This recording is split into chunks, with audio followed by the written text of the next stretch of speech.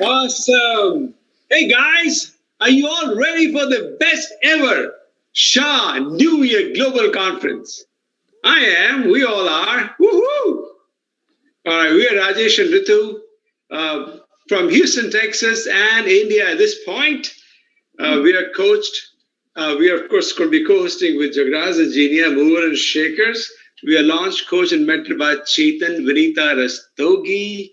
And man, the days are always exciting. Ready for this New Year conference with our amazing appliance and all other leaders from the Shah team. But the day is packed with appointments, co-runs, and of course, huddles in all time zones. So, Ritu, you want to quickly share yourself? Ritu, we cannot hear you. Okay. All right, maybe we'll come back to you then.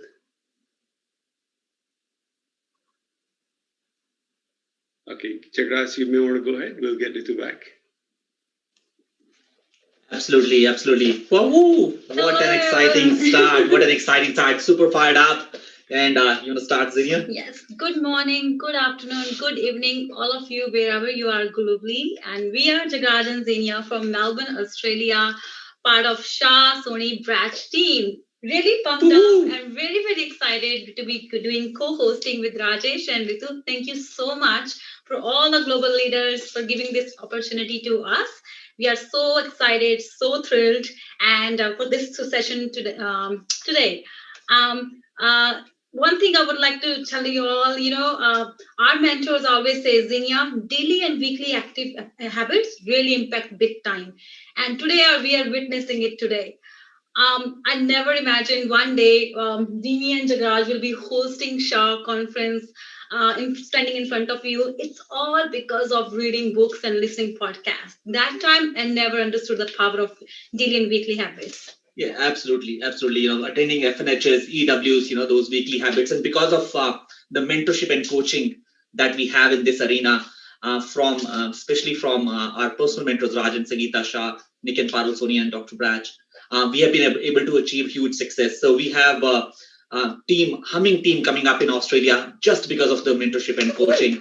And we have leaders plugging in from everywhere, from Australia, New Zealand. I know they are here listening to this from Melbourne, Adelaide, Perth, from Brisbane, Sydney, and humming team in New Zealand. Yeah. Dr. Nipun there leading the team from Auckland.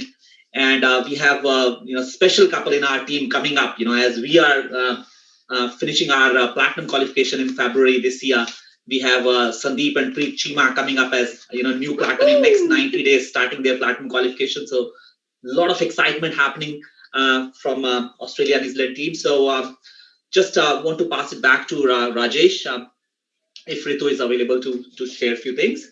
Yeah, thank you guys. Congratulations on moving on. And absolutely, the daily and the weekly habits make a big difference. Ritu had a power situation. She's logging back in, so I'm going to be filling in. And you guys can keep an eye. If she logs on, you can just bring her on. Also, guys, a couple of things that, yes, the daily, weekly habits for sure. But let's talk about that. One time when Ritu and I is really honored to be hosting this session for the Shah leadership. I'm going to keep it very brief. We used to talk about, can we grow from one city to the other city to the other city? Today, guess what? The countries represented. You got Australia and New Zealand, you just heard. There is India, there is Singapore, there is UK, there is US, there is Canada.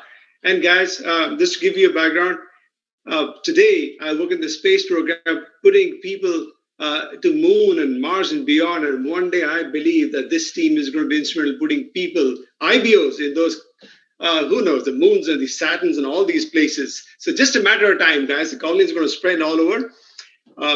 If Ritu is on, great. If not, we would love to have Zinia get her the prayer started.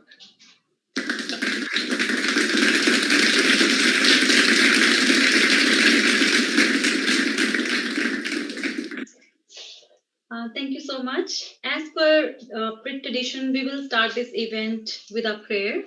So may I request all of you to close your eyes and to bow your head wherever you are. Dear God, we come to you this hour asking for your blessings and help as we are gathered together.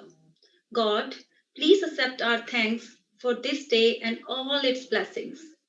We ask that you guide our organization and all its leaders. Bless our fellowship today that our faith in our principle be strengthened more than ever. May your goodness and love be present among us today. God, we thank you for protecting and keeping us safe through these unprecedented times. We thank you for having the doors open for us to this wonderful business program to make our lives better. We thank you for opening our minds and hearts to receive the knowledge from all the speakers throughout this weekend. In your name, we pray. Amen. Thank you. Great. Thank you, Sinia. Thank you, Sinia. And wow, so what an amazing start. So much excitement, dance, we all enjoyed. So this is the time to start the event. But before we do that, we have Ritu available. Ritu, if you want to say a few things before we kickstart this event. Absolutely. Happy New Year, a year of new beginnings. And we are super fired up to be on the Shah Global New Year webinar, SGNYW, right? But we feel privileged to belong to the best of the best. That is the Shah team. We have grown up, in this environment. Yes, we are Brit kids, but we have grown up with the Shah teachings of, set your sights on freedom and Brit music. And the most recent one that we learned from is how to get the music in you. So we feel so blessed and privileged to belong to the best of the best. And it's going to be an exciting event. Absolutely. Woo. So this is great. Thank you so much, Ritu. Thank you.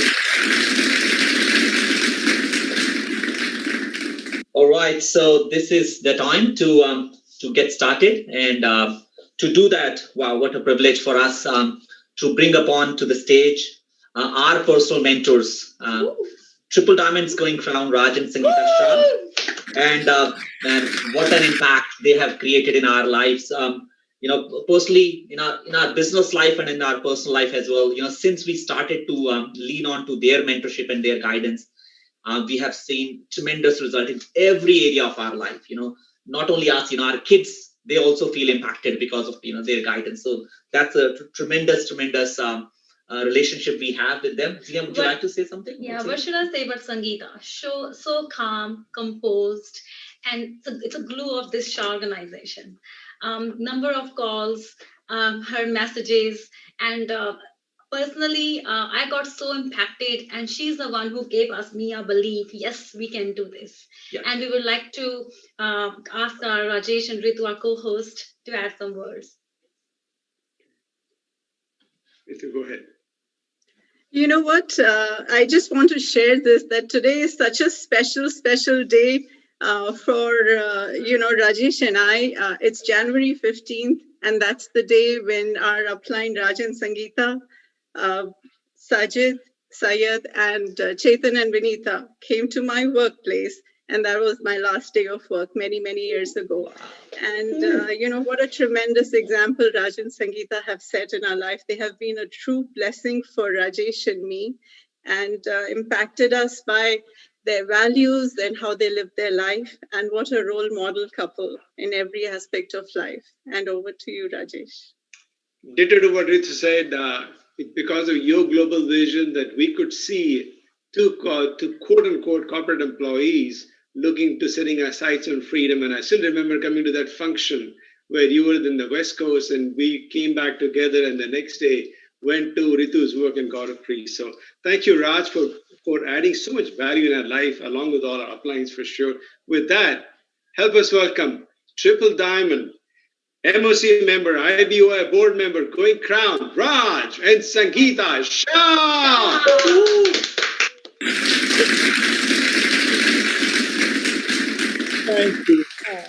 Thank you, guys. Wow. Welcome to all of you to this most blessed Shah Global team. And I remember Sangeeta and I getting started from one bedroom apartment, and today we have all our champions from all around the United States and Canada, United Kingdom, Australia, New Zealand, India, Singapore, and many other countries. So congratulations to all of you. I'm very proud of you. This is just awesome. And, you can see us, but we cannot see you. But you know what? You are in our heart because you earn it to be part of this leadership webinar. So very, very proud of each and every one of you. And congratulations to you, that what are the requirement each country has that you qualify for that, okay? And this is certainly gonna be the history in the making event. It's not just the knowledge, but you're gonna see the purity of the heart, intensity, the focus of all these amazing leaders who are lined up today and tomorrow. So I'm very happy for you. That is truly gonna be history in the making.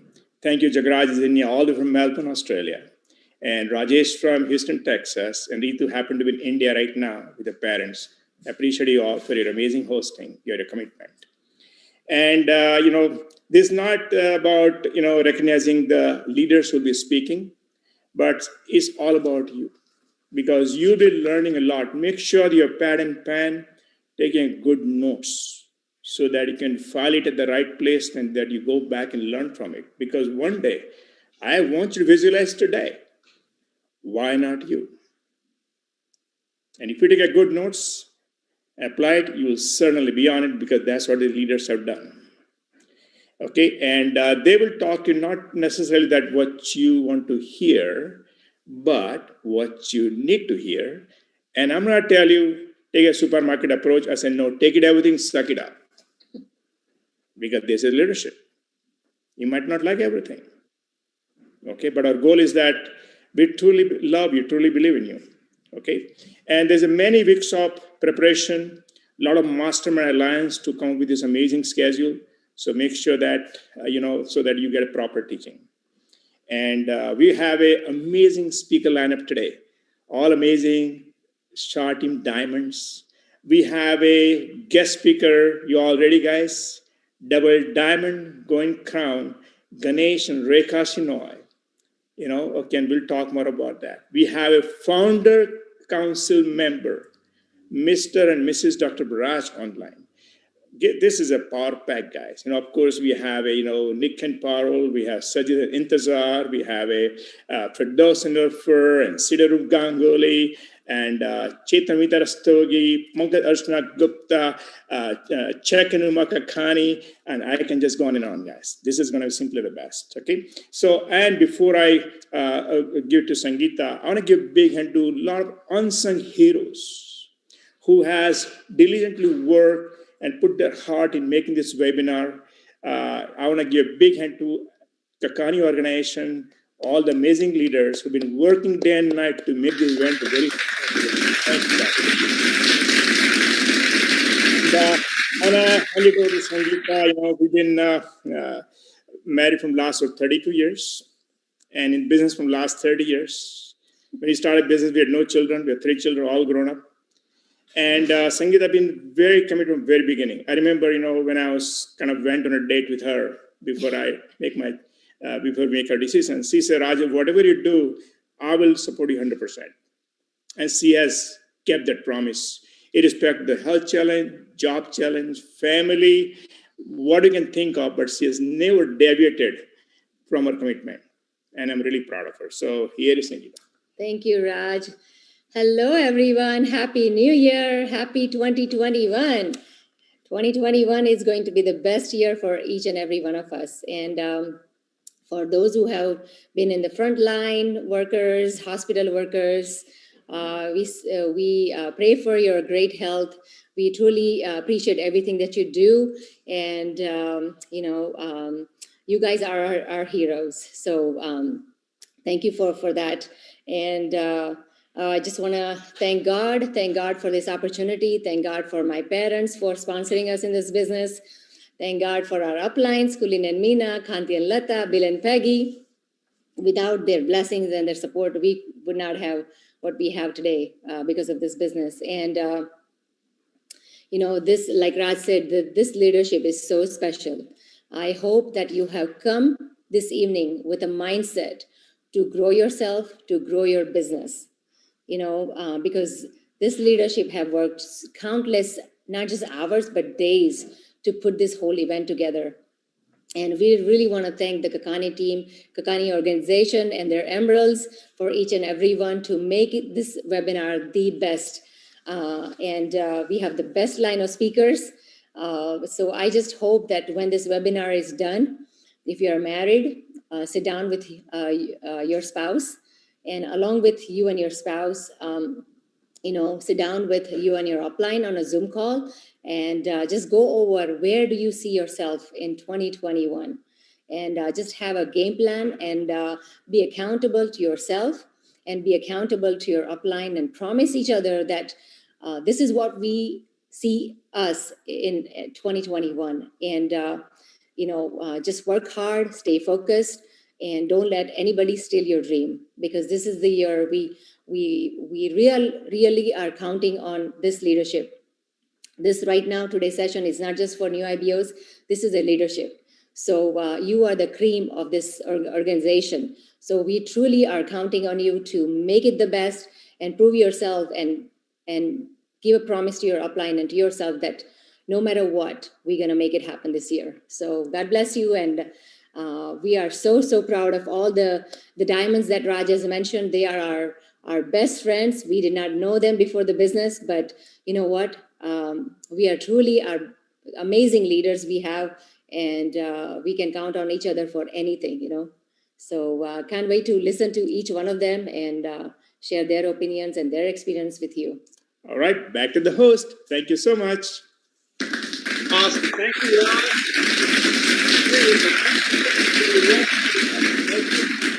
This is our honor and privilege to invite the next couple to run a panel.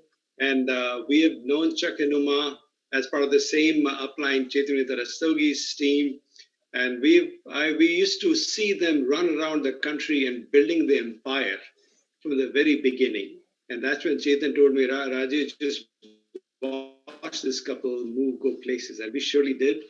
They have a tremendous expertise in this business. They're very loyal to their uplines. And just they know how to put a large business together globally, not just in Australia, but globally. What an honor and privilege to hear from this couple. I tell you, when you think of winning spirit and you think of a champions, you think of Chuck and Uma. And people talk about positive vibes. How about champion vibes? That's what we get when we hang around Chuck and Uma Kakani. And I tell you, in the latest talk, Uma mentioned that they're running and building this business harder than when they went diamond. So you're going to hear from a couple who's on the cutting edge, is in the zone. Rajesh and I cannot wait to hear from Chuck and Uma Kakani. With that, help us welcome EDC going founder EDC and double, Chuck and Uma Kakani.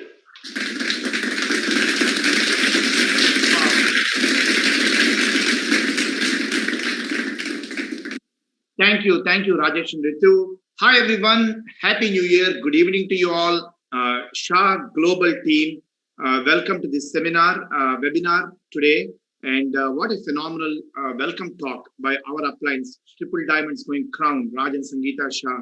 It's just absolutely phenomenal just to listen to them. I'm sure you guys are all buzzed, excited, wherever you're in the world. And it's such an amazing feeling to be connected so tightly here.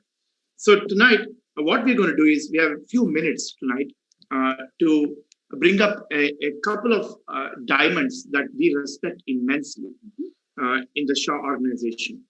And we all are going to talk about, have a discussion about what you do and what kind of leadership. This is leadership meeting on Friday night. What a phenomenal way to get started.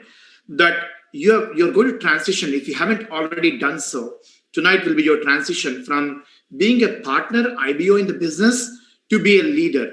And leadership doesn't mean big pin level. It is exhibited at all pin levels. Whether you are just getting started, you finish your 30-day core run. Of course, to be on this, you have to do that, right? And you're just 600 points in the business or 1,000 points in the business, 9%, 6%, 12%, what have you. It's incredible. So to do that, I want to bring up our good friends and diamonds from Toronto, Canada, somebody we respect immensely, Sid and Roop Ganguly. Can you please give them a big round of applause to Sid and Roop, please?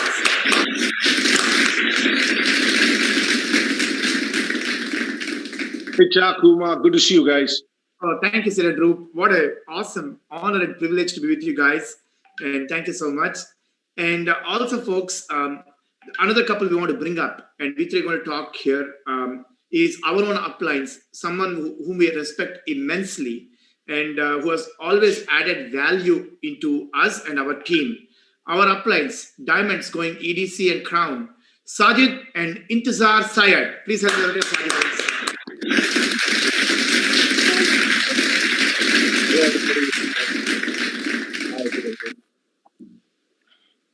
Thank you so much, Sajid and Intizar, Sid and Roop. I just, we wanted to hear, I know a lot of people around the world are excited to hear about some of the leadership tips at different roles. So we'll get right on to it.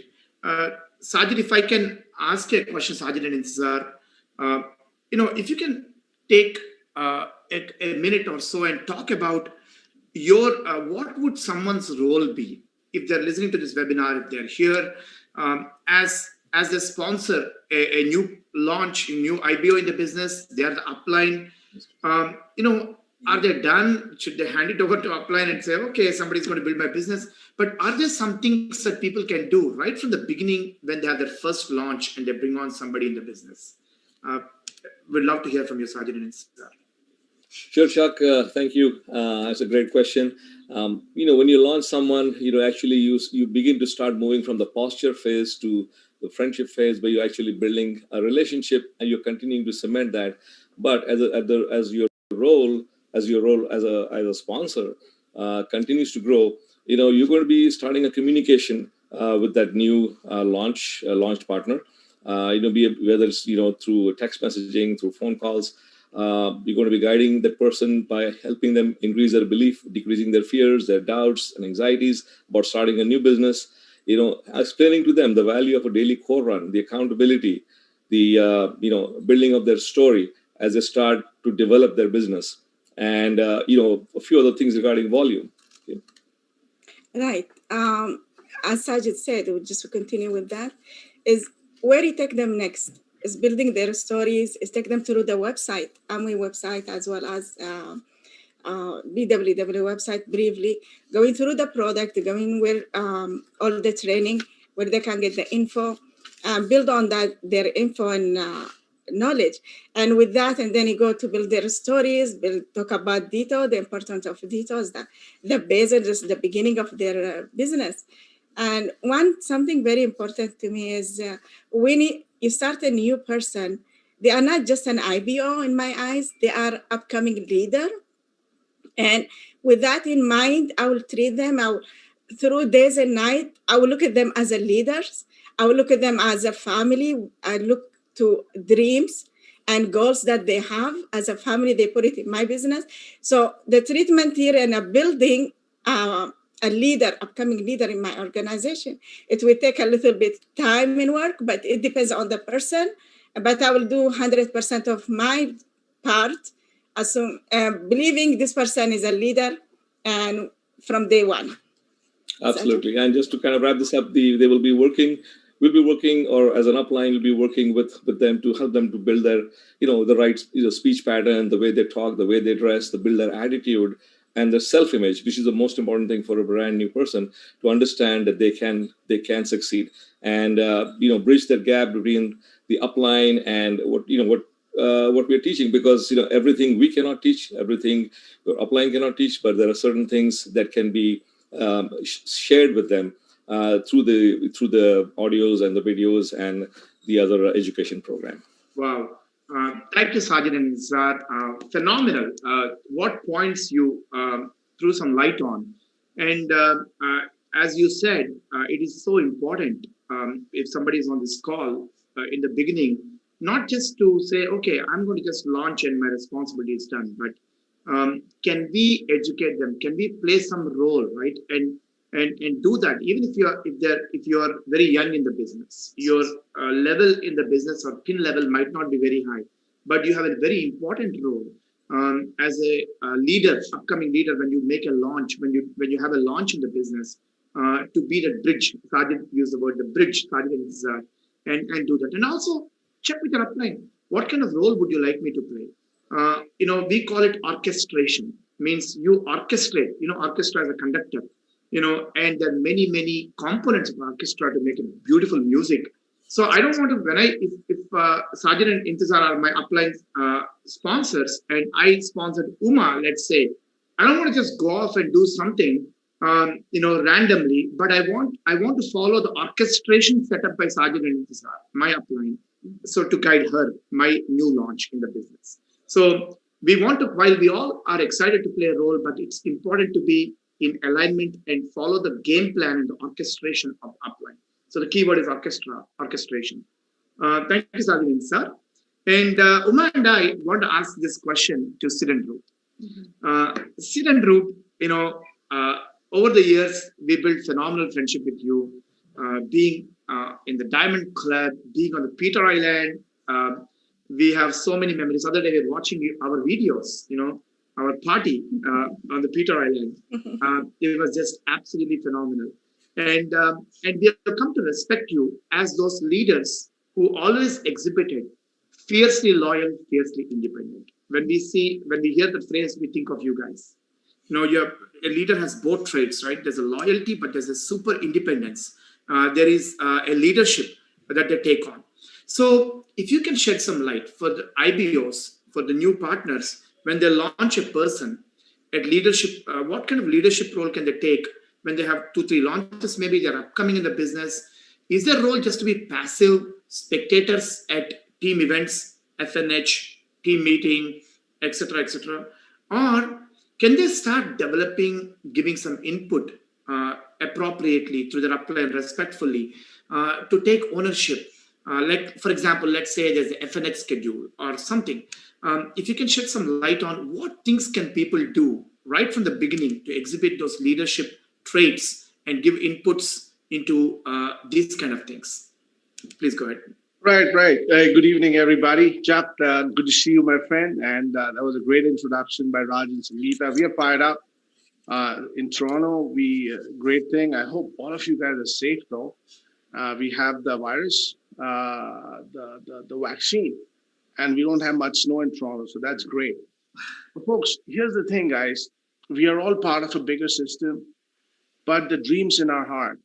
All of us are independent business owners, but we fall within a system. I have my upline, and I have to work with my upline. I have my downlines. I have to work with my downlines.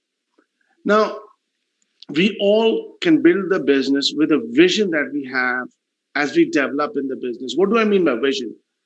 You see this function, you see this event, you see other leaders. You want to mold yourself into one, and you want your downlines to also become like that. So it's a slow process, it's a steady process of always adding value to your downlines, understanding where they are, and slowly bringing them up. You cannot forget your journey. And then you have to be a great friend in allowing them to move in their journey, so that at one point in time you mix together. And here you have your wonderful upline whose biggest interest is your success. So you are a conduit between your upline and your downline, understanding how your downlines function, understanding the umbrella your upline has provided, and how you merge yourself in it, which doesn't take anything away from you or your individuality, but we all have to function within a bigger role. So it's all about observing your team, taking a back seat, learning how to develop them. As long as you, my friend, my good friend, have a great vision for your life, for yourself. Where do you see yourself as a business leader? And how do you want to take your team along? Well, it's not just about PV, folks. Good leaders bring good PV. Good leaders change pins. And you are at the position to help that between upline and downline, as long as you have a vision of where you want to go. All right. Some people are PV focused. Some people are just number focused. But you have to be in the middle. Take it over from here, Ru. Yes, thank you, Chuck and Uma. So for me, actually, leadership is a verb. It's not a noun, right? And from the very beginning, once a person is launched, we talk about loyalty covenant, partnership, the essence of purity and the connection of the heart. Because when a person joins, your faith is 0% and your fear is 100%. So by developing that camaraderie, and that has to be a spontaneous process. If you try too hard, it will be mechanical. And that is why you have to develop certain skills, because relationship is also a skill. And what is network marketing? Network marketing is a large group of people doing simple, basic things on a consistent basis for a considerable period of time. Beautiful. So that is what is network marketing. So that is why we have to create duplication. And simplicity is the essence, because more complicated we make, it will be very difficult to make things get duplicated. And that is why we start them off with core run. I think that is the most important thing for a new person, because it actually is a change of your habits on a day-to-day basis, because it is all about incremental growth. In one day, you cannot be a superstar. So it's also all about making them understand the compound effect, making them understand the incremental growth. And as Chuck was mentioning FNH, I think it's a beautiful platform to grow a person's self-image, because your business is directly proportional to the self-image you have. And of course, you can start from A, but gradually increase your self-image. So it's basically, as Raj and Sangeeta talk about, the A, B, and C. So A and B is the time you take for internal realization, for internal growth. And I think FNH is a beautiful forum, where you can give them little leadership so that, they can eliminate their fear. Public speaking is a very important component of network marketing, because when you speak and when you do demonstration of products, in front of a small group of people, then that, yes, I can do it, that self-confidence develops. And with that self-confidence, I think you can encompass anything out there. And that's when you feel that, you can duplicate yourself because you are the right example. I hope I could add some value, Chuck and Uma. Wow. Oh, thank you so much, Sid and Roop. Absolutely spot on. This is just beautiful. What a coverage of how that starting at the beginning level to be that bridge, to take that charge. And moving on, we want to talk about, Uma and I loved it, by the way, Sid and Roop. It's just beautiful. And we want to talk about, maybe have Sajid and Intisar talk about, audience, because today you are now in front of people. Roop was mentioning that, right? You are starting with small groups, maybe your Friday night hangout, or your smaller meetings you have, a team meeting, a VES, virtual evaluation. We are all globally connected today, right, with this kind of tools. So we all have a stage. So when you're asked to do something, if there are 10 people there, 20 people there, sometimes, in the very beginning of my business, I didn't know. When I was asked to speak in front of 10 people, I just listened to a billboard talk. So I was talking as if with the style and the flair of being a Colosseum. I know we all want to be Toby Robbins and everybody in the world, God bless them, they're great people. You want to be in the FED stage as New Diamond, and you want to deliver that impact, got it. But how about knowing your audience? If there are 10 people there, 20 people there, you don't talk to a Colosseum. In other words, you are very cognizant, you are very aware, very perceptive of who your audience is. Sajid and Intisar, if you can talk about that, when people are given a certain role, how can they know the audience as their upcoming leaders on this call? Can they check with their upline? Can they understand a little bit, counsel, and say, and what are the appropriate things to do at the appropriate audience level? If you can shed some light on it in a quick minute. Absolutely, Chuck. That's a great question. And what we have seen growing in the business, when we were new, when I had no understanding of the business, Raj and Sangeeta sort of changed my diapers, and helped us, move on to the next levels, giving us at every level what we needed. A 6-month-old baby doesn't need pasta. Okay, so you have to understand what to be given when and what to be said when. A person who just launched in the business obviously has no understanding. He's got a lot of anxiety. He or she has many anxieties, fears, and the other doubts to overcome. And so we help them through the books and CDs, through the audios and videos, through the association program, to help them build their self-image, build their belief before we can move them on to other levels in the business. And again, somebody has reached a certain level, best maybe they're at 600 PV, 1000 PV, and they have put together a team of, let's say, 5 or 10 people. Now, there are going to be issues, there are going to be situations when you have people, different people, we have different personalities, different mindsets. So obviously there will be sometimes some friction, but the way to handle that is not to pull, in your small FNH or maybe a small team meeting of 5 people to send a very powerful message that, hey, if somebody is not really listening or somebody is not doing their volume, to send a message at that time, because it's very obvious that you're talking to somebody, you're trying to send a message to that one person. And that makes them very uncomfortable, and they may not be mentally ready. They may not be emotionally stable to handle that. So like you said, Chuck, when you're talking from a stage, you're sending a general message, an impactful message, which is meant for a general audience. But when you're talking specifics, you've got to be very careful. We can hurt people's feelings. Let your upline fill in the gap sometimes where a matter of sensitivity is to be discussed. They can convey a message better than we can do it, because we cannot be the magic for everybody. We cannot be the be-all for the whole team. And again, we have to also learn that sometimes, we have to learn to let go of little things. We learn to forgive. And you don't have to forgive somebody just because they deserve forgiveness, but because we deserve the peace of mind. So we need to do certain things as leaders and so to say, swallow the bullet, do the things that are important to help that budding IBO to move on from there and stay in the business. When they're ready to receive the message at a stronger, at a leadership level, we can always talk about them as they go, 1000 PVs, having 3 HTTP legs, having an eagle structure, they will understand things better, and the teaching changes at different levels. Would you like to add something? Yeah, I just want to add here, the relationship, it does affect in a big way. When we start a new person, it's good to build a relation. We say, as Roop already mentioned, they come with 100% fear and then zero trust. And if there is no relation, there is nothing you can pass it without hurting them. So build a relation to be able to pass your teaching, to correct them, and they will accept it. And remember, you are here today as a leader, and remember which level you were when you started.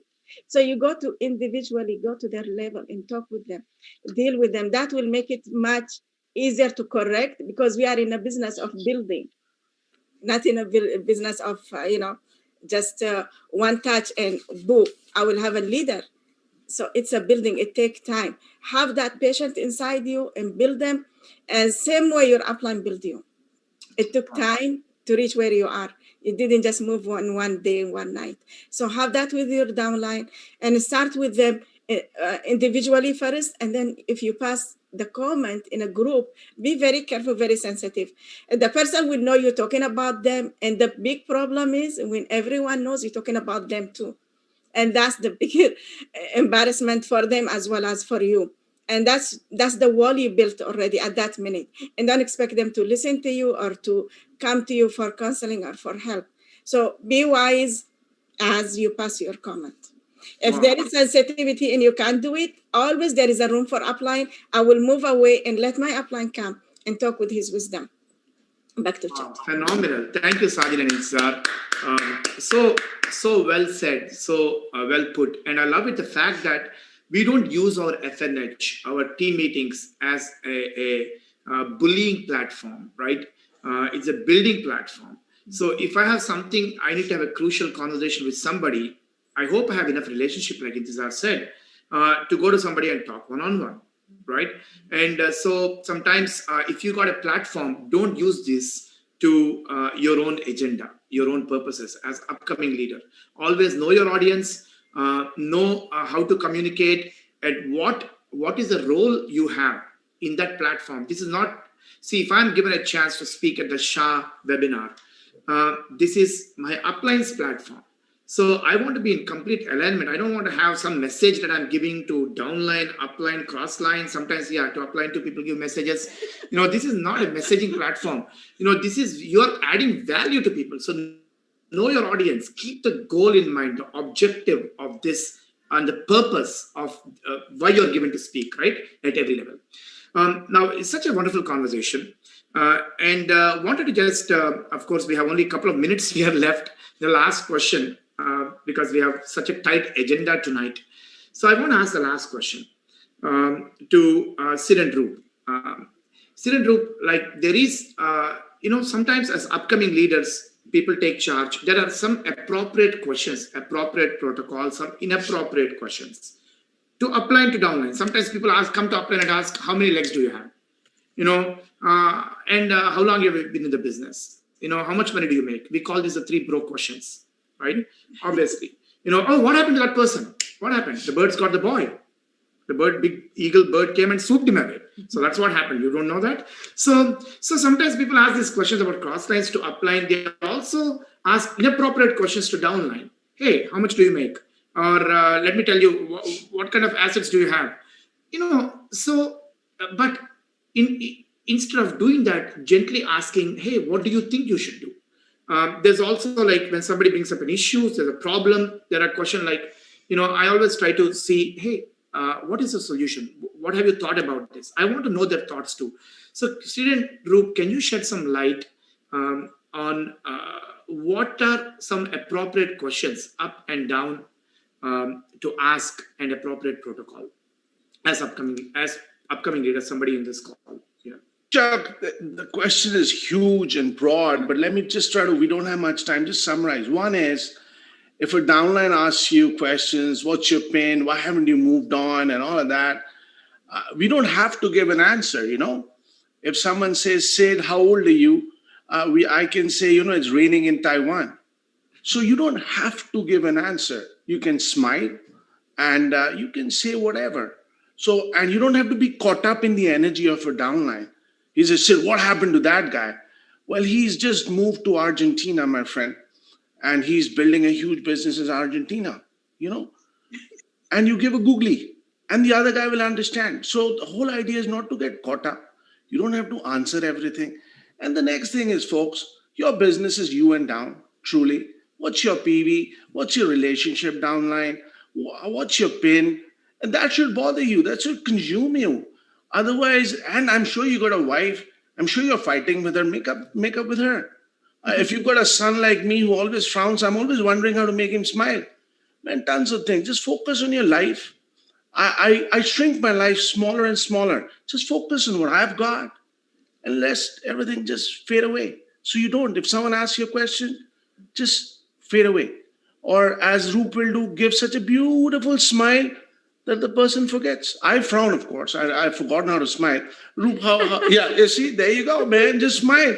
Say hallelujah. Look, there's a tiger behind you. Roop, how would you answer that? I would just smile. I know the time is up. So back to you, Chuck and Uma. Yeah, man. What a fun. Wow, that was fun. Thank you so much, Sid and Roop. We had a few more questions, but I'm sure that will have to wait for another time. And tomorrow night, of course, we have general session where all the diamonds end up will be speaking. But thank you, Sajid and Intizar, Sid and Roop, in the limited time that we all had today to bring so much of value to the people. And any parting word you want to say? No, what an amount of knowledge and wisdom that you got from these two couples. Just, best is yet to come too. So that. Absolutely. So, folks, we hope we are given some kind of tips for leadership role. Our time is up tonight, but we can't wait to hear the rest of the conference. You got some amazing things coming up, by the way. Tighten your seatbelt. We are just an appetizer. We are, at least, not the other couples here. But you got some powerful heavy hitters coming up. So with that, I want to turn it back to your hosts, Rajesh and Ritu and Jagraj and Zinia. Take it away, guys. Thank you.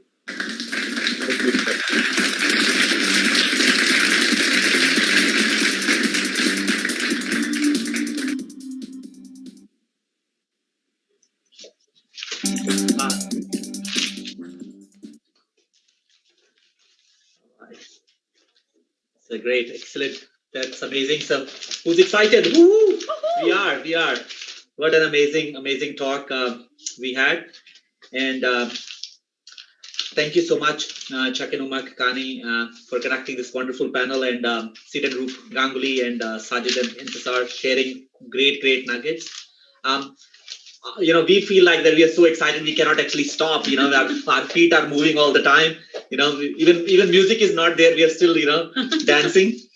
So that's the excitement. But what a tremendous nuggets shared. Sid and Rup Ganguly said leadership is a verb, not a noun.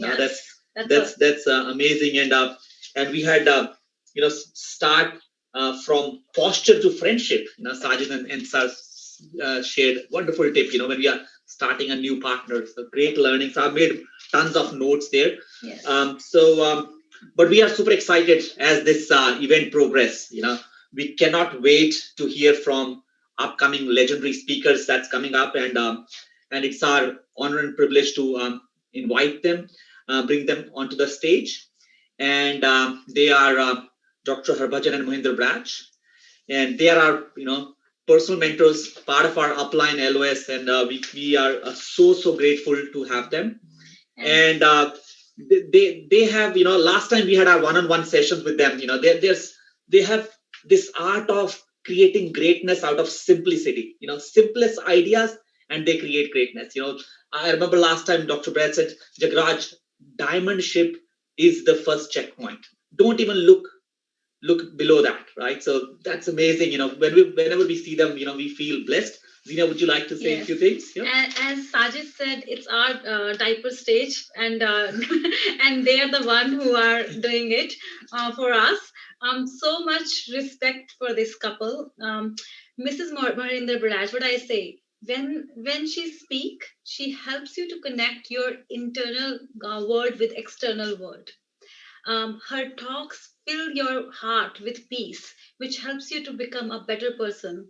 Every time when Mr. and Mrs. Brash give us one-on-one time, it's all about becoming a good person first. Then they said Zini and Jagar's whole organization will be looked after.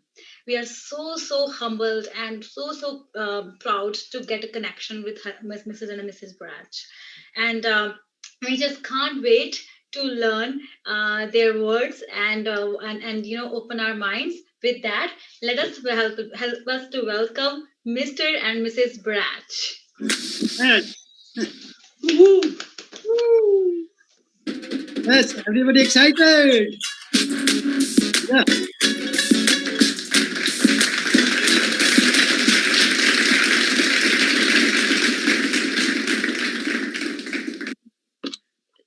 Yes, great. Yes. Hello, friends. We both are medical doctors, and we got this business in Canada, Toronto, and we already we had a big practice and already rich, and our patient showed the business. It suddenly went in because he said time, money, security, and health, wealth, happiness. And after that, our great diamonds, Nick and Parul Soni, they used to come every month and give teaching and everything. What mistake you do, they check. And after that, Raj and Sangeeta Shah Diamond, he helped us a lot in India, free country coming, right? And then Kulan and Meena Desai, Kanti and Lata Crown and Bill Britt.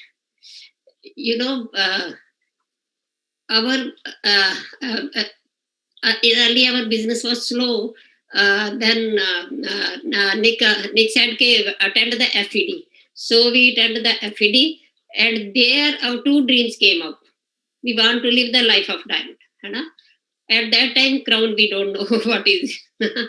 And that thing, at the depth, the dream came out that when it opens in India, we will go. At that time, nobody knows that is open. So we went to Emerald in Canada, and then we went back to India. And the main thing is our vision and passion and focus. These three qualities make us crown, right? It's very easy. The it's not difficult any level. The main thing is the final goal. So previously our final goal was diamond, and the Dr. Brad said in a Velvet meeting, we are going to India and we will be the first diamond. So the main, we got teaching from the Brit worldwide system so much because we don't know that this type of teaching, and that teaching gone in, and so much passion. The main thing is I used to write when every speaker speak, power of writing very all the times, so that it should go into the subconscious mind. And then my habit was reading books. It was English books, so I translated into my language, Punjabi, and then I wanted to know what the author say to me. Because of these books and the Brit system and the applying help, you know what happened? It so much creativeness. Then I wrote a book, You Are Born to Win. That's it, with the Brit in India, all languages. The main focus our is change, dare to change. If we cannot change, how we can get the success? The second is dare to dream big. Our big dream we got in the FED, right? Previously, we don't know what are the doing all that. Huh? Then the dare to think big. There is no money involved in thinking and the dreaming. If you scare the dreaming, and then how can you go up and up, right? And the other thing is dare to replace. We don't work with the normal people. We work with the leaders. Find out leaders and work. Find out leaders and work, and love the normal people. And the other thing is, I had a good relationship with the ladies, because in India the ladies were not used to coming to the meeting. So I went to their homes and make their dreams, and they started coming. At that time, because they said the business is only men, not the ladies. Dr. Branch and Madam, they came from Canada, and they are saying, bring the ladies. Hai na? So after that, they understand when the ladies came. So according to my view, ladies, I see the ladies are positive, then I work very well and hard. If negative, no, right? So dare to replace, dare to investment. It was so much in us. You know, we went to Delhi, want to do the business. They said, build in Delhi. We don't know the Delhi, don't know the culture. We stayed away from Punjab, went to the Canada. They gave us the solution. We have not taken the sale tax of the Punjab. You have open own ADC. So we opened the ADC and the employees and everything, and 24 hours ADC was open, and the people are making products and the kits to the 4 states, right? That is called dare to investment. That's why we went to diamond in a year. And then the MBA opened first ADC in Chandigarh in India, right? That was the secret. 1 year. In 1 year we started the diamond ship. And the other secret is duplication. We created duplicators. We don't wait that we should go on. If we don't create duplicators, how can it be the big business? So we focused on the duplicators. Immediately work, and they duplicate for the house meeting, then for the products and everything, right? And that's why we had 2-3 years we worked. After that we had not worked. And now because of the corona, the online, it was double business. And we are in Canada, very fast in India online system, right? And the other thing is big vision. Our vision is, you know, sometimes people say, you're my silver, you're my platinum, you're emerald. Why so? Whether you had a small child, and the parents, they think, my children will become a doctor, engineer. They don't think for the KG and for the 10th and 12th. Why can't you put the goal, final goal, in the subconscious mind? Because you allow the subconscious to work again and again, first silver, first silver. No. When we put in the subconscious the final gold diamond. And these are the steps they will come. Suppose I am going to Bombay and I started stepping down, all the stations. Tell me when the Bombay will come, right? That was our goal. And then another my habit was reading. That Brit system, so much put here, right? And because of there's so much positive energy and so much work, hard, we have not hard work. We had not done. We had done the smart work, right? And created the people, they called us, you're going diamond. How many legs you're going to diamond? At that 7th leg we came to know at that time. Then we were so happy. The 7th leg, you make money from the cross lines also. We were so happy. We went to diamond with 8 legs. Next year, EDC, next year, all the pens came. Triple diamond, crown. First, we don't know what is the crown. So, 1 or 2 times, the crown came to India. There was a seminar and we went in the MV aeroplane with them. And Rajneesh was sitting and he done the... I wanted to tell you the vibrations of the uplines and the vibrations of the higher pin. And there's counseling done. And he said just, okay, next month you can go the founder triple diamond. We went founder triple diamond. After that, then a lady from the Crown of Hong Kong, she came, and then we sit together and done the counseling. And she said, you will go Crown. And that was the month of February. And in the March, we went to MBA and decided, see the counseling, can we go Crown? But yes, you can go Crown. In the March, see, February we counseled. And in the March, we started. And in August, we went to Crown. Right? It's so simple and so best. Only thing is the me power. We are to work with the me power. Don't blame if business is down, up, everything. Don't blame the team. Don't blame the downline. Don't blame the upline. It's that you are responsible for the diamondship, and you change and you see yourself how you are doing. Main thing is when we get the teaching, and this doesn't mean that I will slow the speed of my action. No, the main thing is we learn, and then we had the action speed of the action more and more, a fast action and more. That action gives the results. Only teaching and again teaching. Teaching means vibrations from the higher pins. I had not a higher pin. Maybe 1000 PV, maybe silver, right? They start teaching. No, with the teaching, start the action and duplication, and the result will come very soon. This is so forgiving business. When Raj Shah used to go to India, then our business 2-3 times up the vibrations, right? And all the novel businesses all over India, right? So many educators. So the main thing is the dream and MBA said counseling.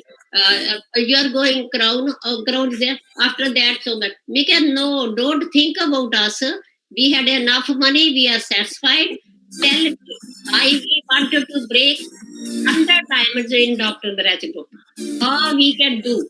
Already we had a 28, and you will listen 2 to 3 years, 100 diamonds in the build dream. That is our vision, and that we are going to fulfill. Thank you. Yes, you can do it. You can do it too. The secret is great system, and we are with you always. Thank you. Welcome. Awesome! That is so amazing. Organization. All right, how about we just loosen up, guys? Let's get up a bit. Wherever you are, I know we cannot see you, but just get up wherever you are. Just loosen up. Just hang loose. Get your exercise up. and just keep shaking, man. We got excess, we got a lot of notes in there, but let's get some blood flowing. Come on, let's see you. How about Australia? Let's go.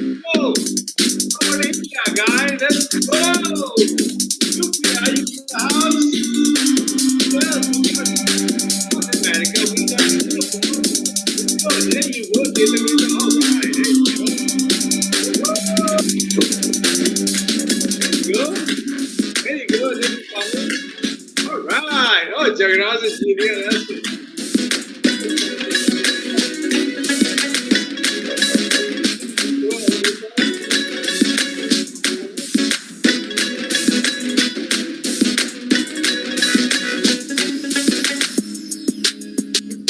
Perfect. It's okay to get up and move around, guys. Good. Woo-hoo. Woo. There you go. Right up. Perfect. There you go.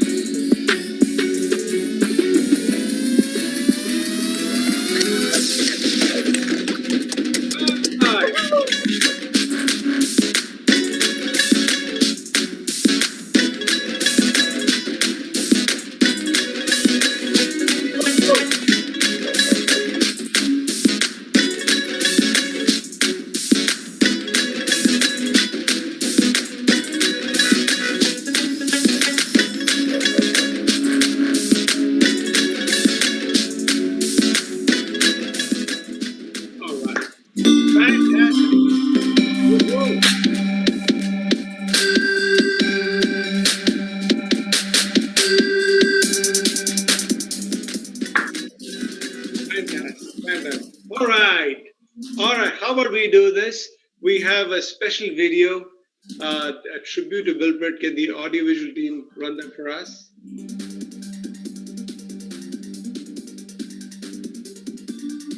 AV team, can you run the video for thank you?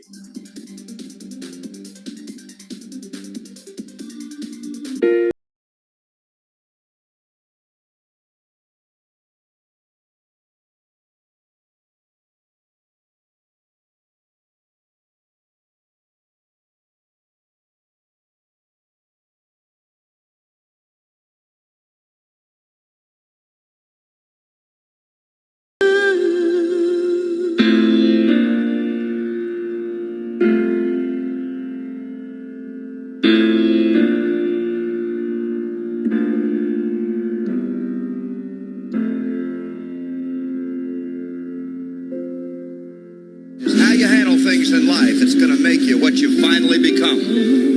Because you will get knocked down. You will have problems. Everybody's got them. And the difference between winners and losers is real simple. The winner always gets up one more time than they get knocked down.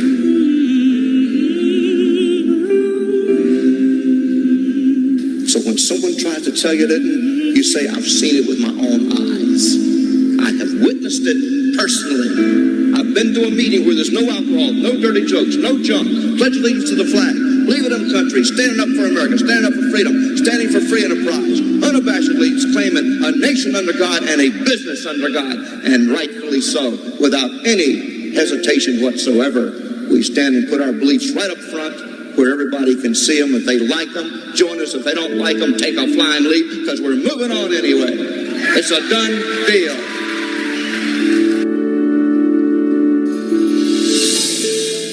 Mistakes are not the end, they're the beginning. One reason people fail is because they're afraid to make mistakes. They're afraid to try. Afraid they'll fail. They don't understand that's success. Fail when you're doing your best. And you'll learn what not to do again that doesn't work. So you spend more time doing what does work. The stepping stones to success or failure. Can't you see yourself talking and teaching other people how to be free? Yeah, you just hang tough. You stay steady. You stay true. You stay good for your word. You work and operate with integrity. And we're going to be free because we got a dream. We got a dream to change this country, to make it the place our forefathers wanted it to be, for us to live and bring up our kids in. I will not be denied. Nothing or nobody can steal my dream. That's it. Period. Let the dogs bark, because this caravan is moving on anyway. I got a bell to ring, I got a song to sing, and I'm going to sing that song of freedom, and nothing can or will stop me. If somebody doesn't believe, let them hide in the bushes and watch. That's it. Period. Beds can only be so soft and big. You know, airplanes can only ride so good. Clothes can only fit so good. Cars can only ride down the right-hand side of the road so nice. I mean, after a while, it just isn't that important. But the important thing is what happens internally to the person, to the heart, to the mind, to whether or not you feel like you're a human being that's giving, that's not just taken from the world, but making the world a better place to live.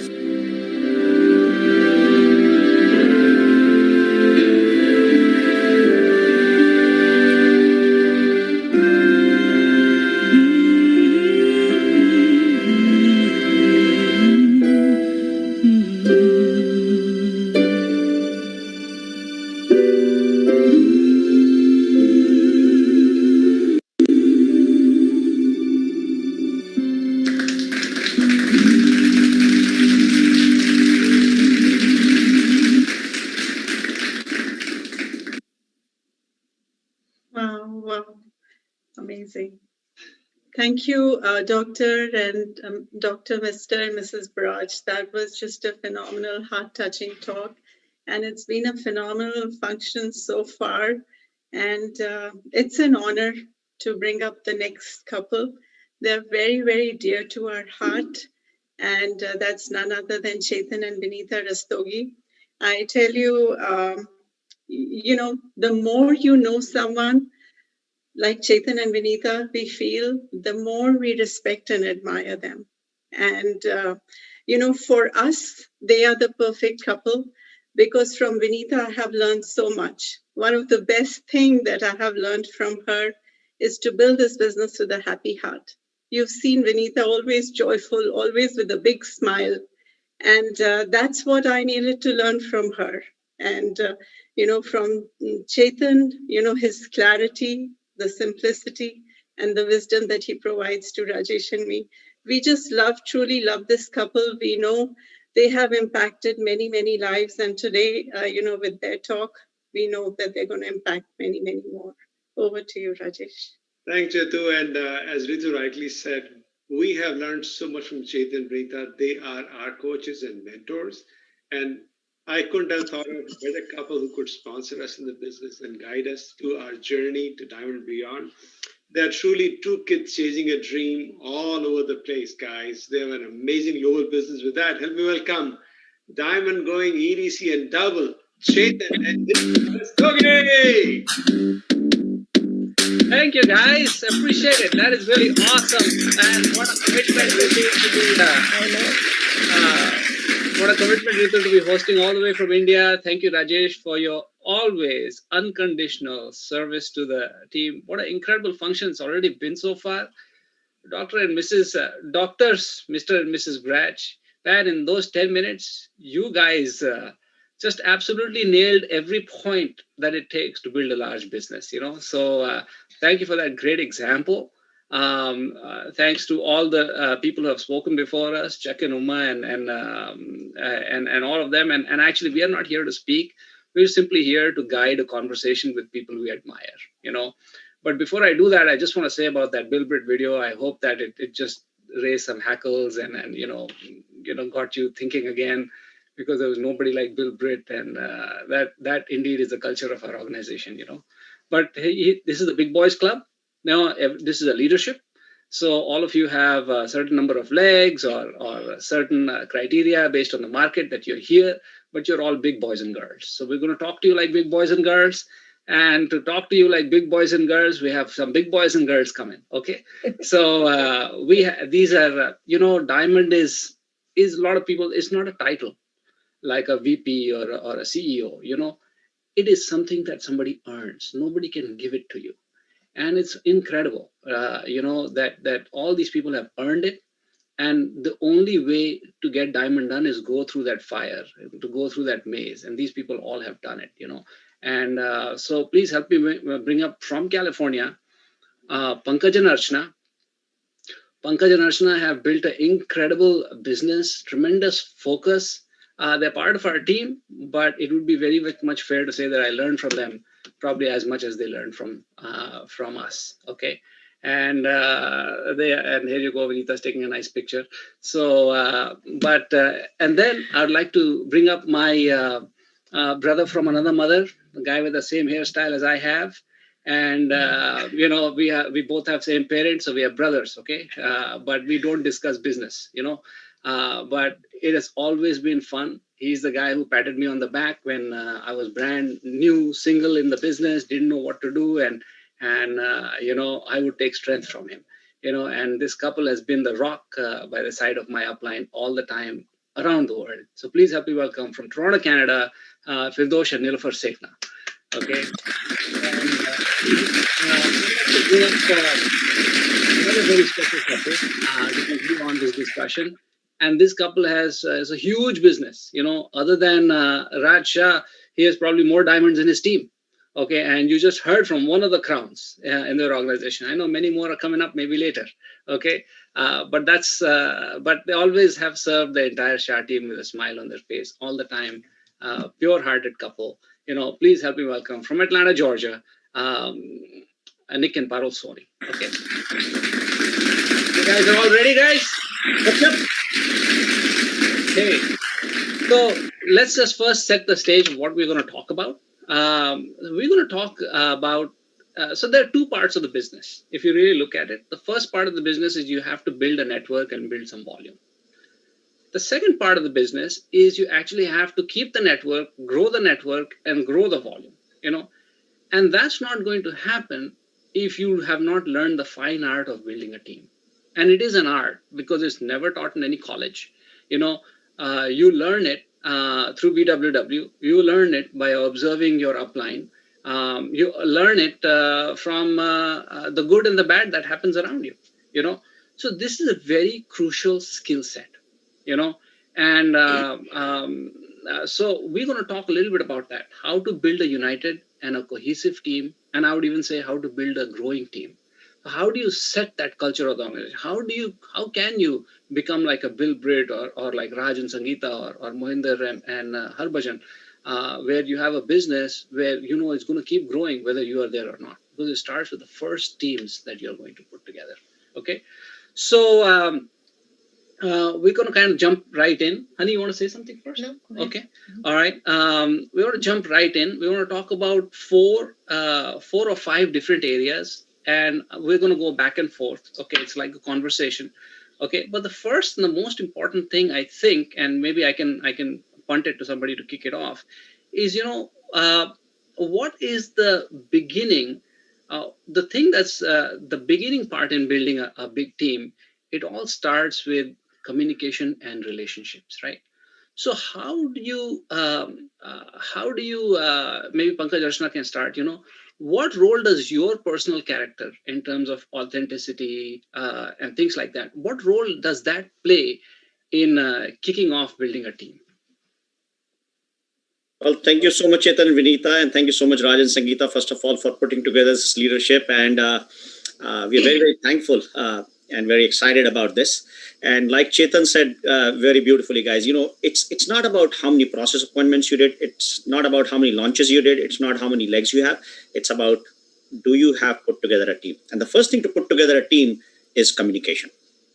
And the bottom line of any growing team where you see the team is changing into a moving on team is the trust they have between them and the people they bring in. And how do you create that trust when you're bringing on people? By making sure that all your words and actions match. Any of your dealings, whether you have it with your upline or you have people in your team, the biggest theme that keeps the team together is being authentic and being transparent, and making sure anytime you're dealing with your coach, with anybody in your team, making sure you don't have any hidden agendas, okay? And making sure sometimes with your coach or upline, when you're trying to build a team, you're trying to talk about your team to your upline, making sure you show that you are somebody who could be vulnerable. You can share some of your fears, some of your frustrations. Get your guards down. You don't have to show that you are somebody who's perfect. And the biggest thing that trust in any organization does, it creates more effectiveness. It creates better communication. It makes sure that the cost, that the time that it takes to build a team, a good moving on team, is less because there is trust in the organization. This is what I tell people. Anything that you do or say, make sure you have a filter that it passes through. And that's the golden rule. And what is the golden rule? Do unto others as you would have them do to you. And if you can use that mantra in anything that you do, you will have something which is all together as a heart, okay? And everybody knows that people do business with people they know, like, and trust. But do you have that trust within your people and in your organization? It's very, very important. And also sometimes it's very important to share some of your fears with your people, share some of your mistakes that you have done, or things like the failures that you have had, not just success. So show there that you have created those breakthroughs, not just because you are a superhuman, but because you have that brokenness, that you went through some stuff. Yeah, and part of building a team, guys, there will be issues, but communication is what solves them. And over communication is always better than under communication. And I can tell you, in that communication, it's important to resolve those issues and figure out things, because you will never build a team with a fragile ego. Back to you, Chetan. Awesome, fantastic, guys. We don't. I don't have to necessarily be the quarterback. If Nick or Pigos want to add on anything to this point, please go ahead. No, I think we'll pass by. Next question. Because they covered Fantastic. Beautiful. Nick, anything? Yeah, I just want to say, as Pankaj and Archana rightly said, thank you for that talk that you gave just now about being a team, building a team. But one of the things is that, are you a team player on your upline's team? That's always a question that comes up every time, that are you in submission to your upline? And if you are, then people will be in submission to you. It's an automatic thing. So every time you do something, think about it. Are you a team player? Number one. Are you a positive thinker? Are you always adding value to people? And that's one way to build a team, because when people come around, how do they feel? Do they feel good about themselves, or do they feel that you criticize them? What happened there? So people should feel good about themselves when they come to see you and talk to you. And I think using the sandwich principle with people is very important. I mean, everybody has flaws. We also have flaws. We all have flaws. But to bring up flaws, how do you bring it up? You got to learn to use that sandwich principle. Bring people, talk to people positively, say positive, something positive. And if you have that relationship, you can bring out a negative situation properly with your upline. You never tell negative to downline. You always bring it to upline, right? And if they have something that they want to overcome, or that you think they should know about it, first build that, have that trust, have that friendship, that you have earned that respect, that they allow you to speak to them in that way. Otherwise, you just kind of, like they say, student is ready, then the teacher appears. Until that time, you want to just give them a time to grow and continue to build their business. Yeah, and I think the biggest thing is what we have learned from Raj and Sangeeta, or Flying's Triple Diamond, and Kellen Rupal Choksi, and all the uplines, we have learned that being patient with people, right? So we have to remember when we were new, how our uplines were patient with us. So winning the trust, winning the friendship, those things takes time. So micromanagement is not really good. Help people to set the goal, but then let them take action and go for it. Thank you.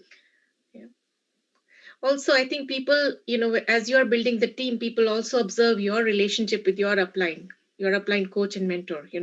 If there is peace and harmony, and there is like open communication between you and your upline coach, that is what is going to get duplicated in the team that you are going to build. So I think that's the first relationship that you strive to build before you put together a team. Excellent.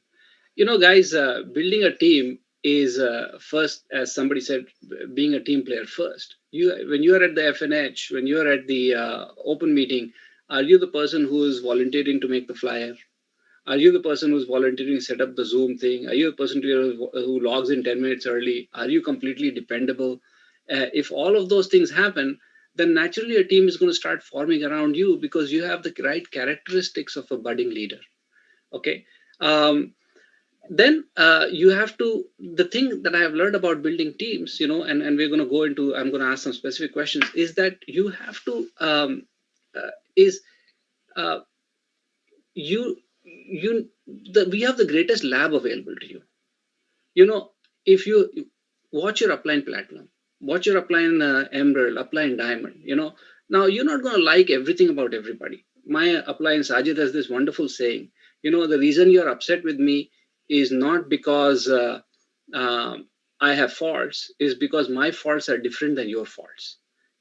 So, but if you have the attitude of finding good in your upline, and you can learn a lot. Sometimes you just need to think and, okay, why do I feel so great when I'm around this upline? Maybe they have this tremendous warmth. Maybe they have this tremendous attention to detail about what it is that is important to you. Maybe they are thinking about you. Maybe they call you out of the blue sometime and just talk. All those things are kind of important in starting to put a team together. But then there's this other side, certain things that not to do. Okay, so maybe we'll go to Firdosh Nilofer, right? They haven't had a chance to, how do you build up the people skills, in terms of how do you gauge where you are in a relationship? How do cardinal roles play into some of this stuff, and how do you, so can you share some thoughts about that, please? I would start by saying, do you have any value for yourself? Do you value yourself to start with? Because having a team sport, everybody is counting on each other. Everybody's counting on each other, and that's where you want to be the asset to the company, not the liability in so many words. Are you only receiving, or are you going to put something, add some value to the team also? Like very rightly said by everyone, that's why I didn't want to comment, because great thoughts in a minute or two, and you can imagine how your business can change if you can only be a process changer. Don't try to change other people. Be a leader of process. Look for people who have their strengths. Imagine what they can bring to the table. What do you say, Nilu? Absolutely, guys. People skills we learned by reading books, because when we came in, we didn't have a whole lot of people skills, but the books taught us, the association taught us, observing our uplines taught us how to have people skills.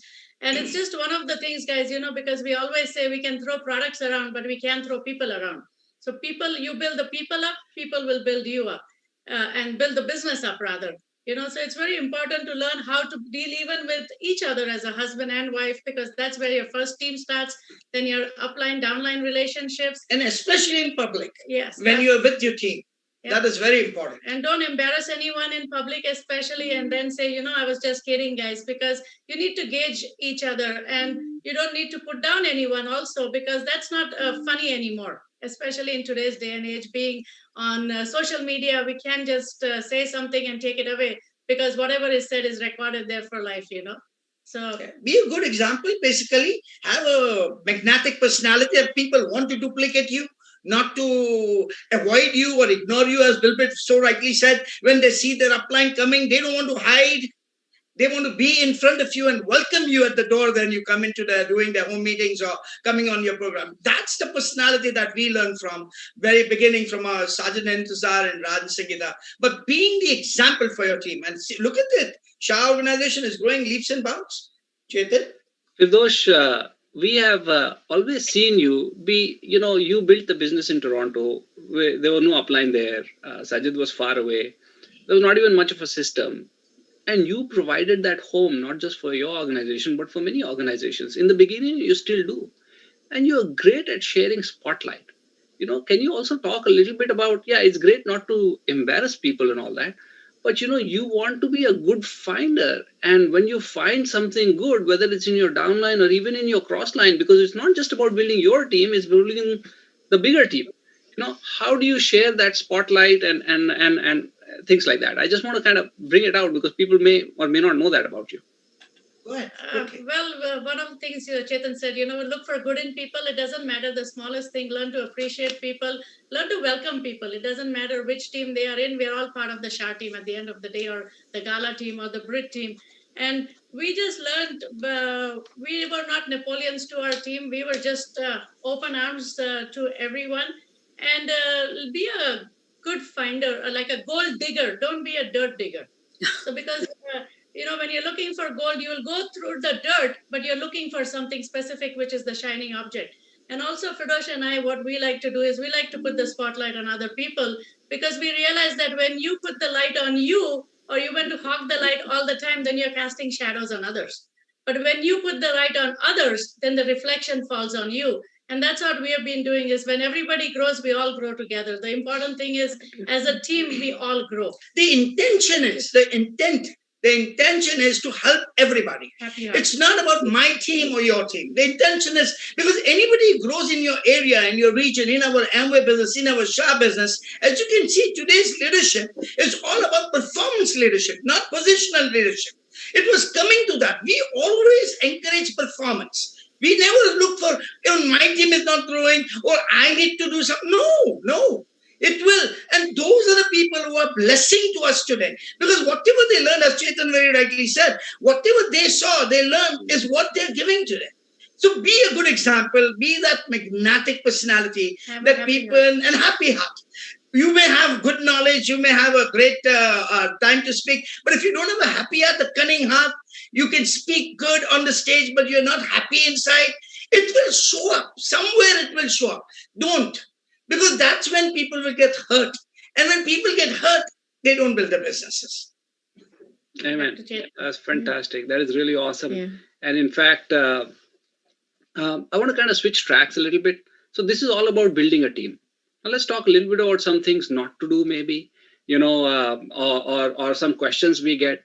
Like, for instance, sometimes we get a question like, I love the business, everything is great, but but I have a problem with this upline.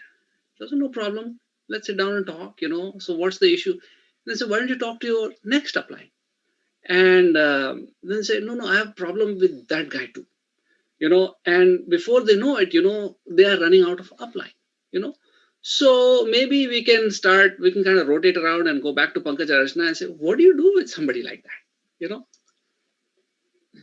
Yeah, well, first of all, guys, first of all, it's very important that you build relationships with multiple uplines, right? And there may be a genuine situation and a personality issue, and you should talk to other uplines and try to resolve it. But the important thing is, if you have a problem with everybody, maybe you are the problem, okay? And one thing I understood in dealing with people is, if you're playing a guitar, you better become good at playing the guitar. You can't be breaking the strings all the time. Right? That's where you need to read the books, develop those people skills, because we are in the people's business. Okay. And yes, if that communication, like we talked before, is very important. And your goal is not to become a correction officer. Your goal is not to become a ramrod. You're correcting everybody. I heard this very early on. Your goal is not to be a speed breaker and a bump on the road, but you have to become a shock absorber. Right? See the problems, right? There will be issues. But the question is not, will there be issues or not? The question is, do you have the maturity to handle those issues? Right? So I think it's very important to understand that communication, and if you have a problem with an upline, bring it up to them nicely. Talk to them. They are intelligent people. They have put together a bigger business, and nobody is perfect. They may have overlooked something, said something. Bring it up. Talk to them nicely. And I can tell you, most everybody who has built a big business, it may not be your immediate upline, but by the time you get to an upline platinum, especially by the time you get to an upline emerald or diamond level, people have seen enough people to know what is right. So seek out the right guidance, but you have to also look at, are you trying to find a fault in your uplines or are you trying to solve a problem?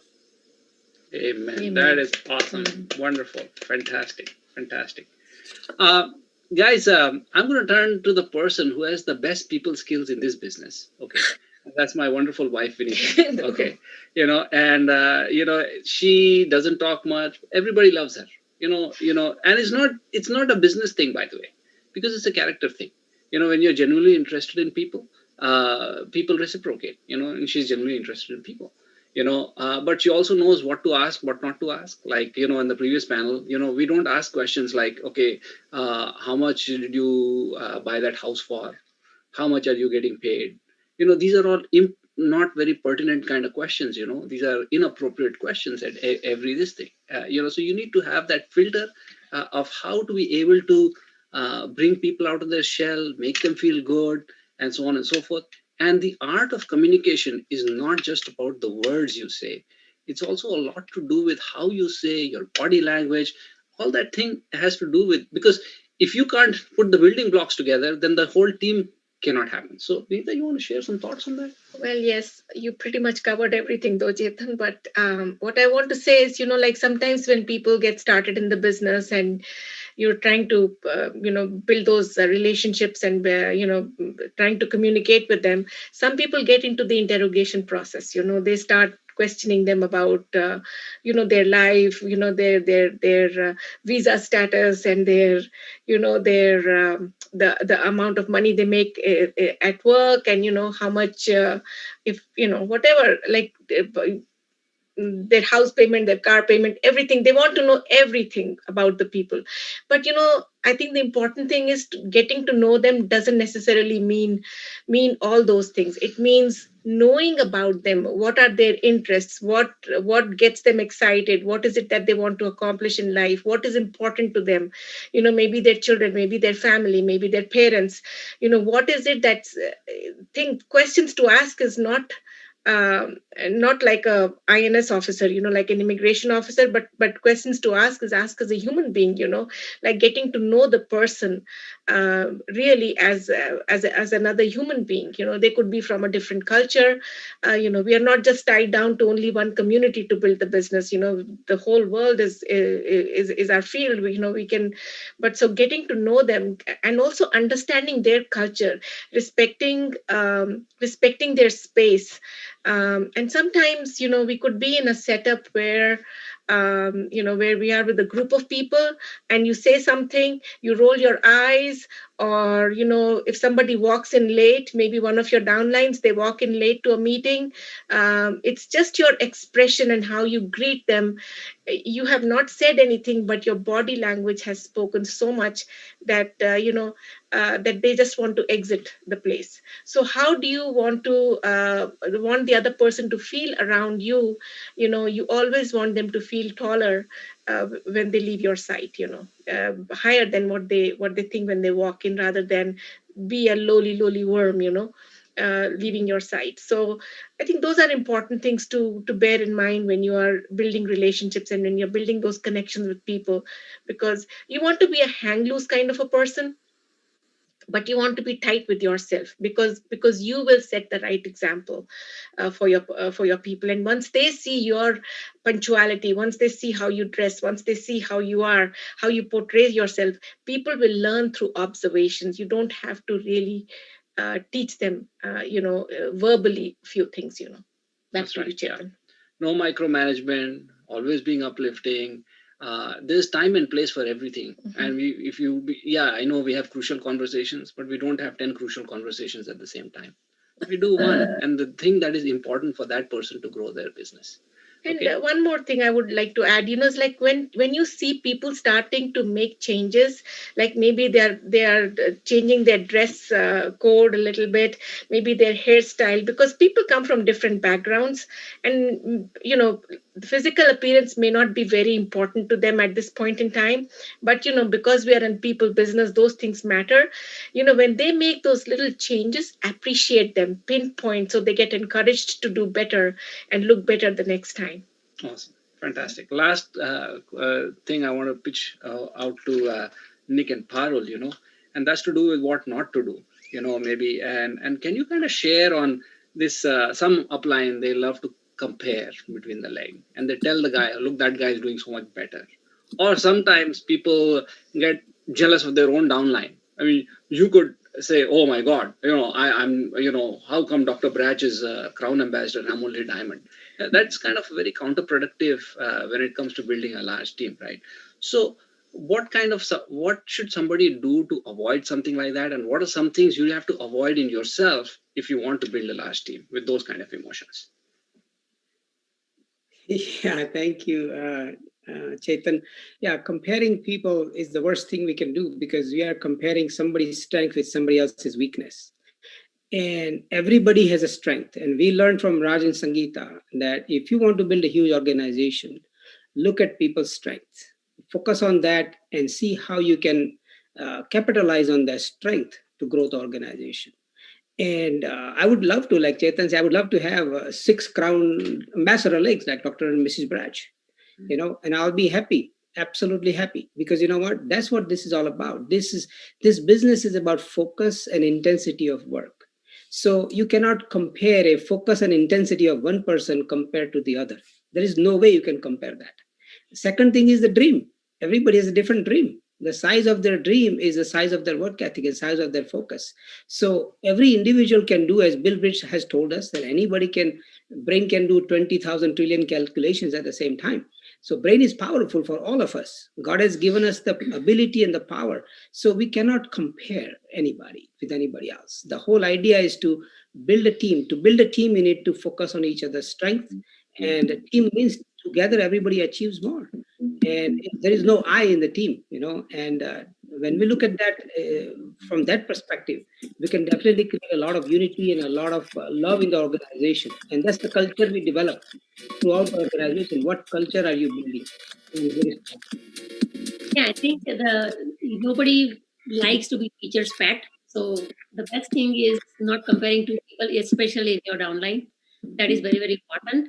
And Bill Britt said, I remember very clearly, somebody comes in from the -100, somebody comes from -50, somebody comes from +50, +100. So everybody has a different past. So everybody's growth is based on where they come from. So there is no way you can compare two people. And the best thing to do is you compare yourself to yourself yesterday. As long as we are better than yesterday, that is the best thing that we have learned from BWD system. Thank you so much. Awesome. Thank you, guys. All these diamonds did a fantastic job. We can actually go for hours and hours because this is really the heart of building the business. My just parting message to you guys is build the business with a happy heart. Be a great team player. You know what it takes to be a great team player for your upline. And you know what? The chips will fall if you stay steady, if you work hard, if you stay focused, if you are in communication, that you will have a team too. Okay? And it's going to grow. So stay excited. God bless. And over to our good hosts. Thank you, everybody.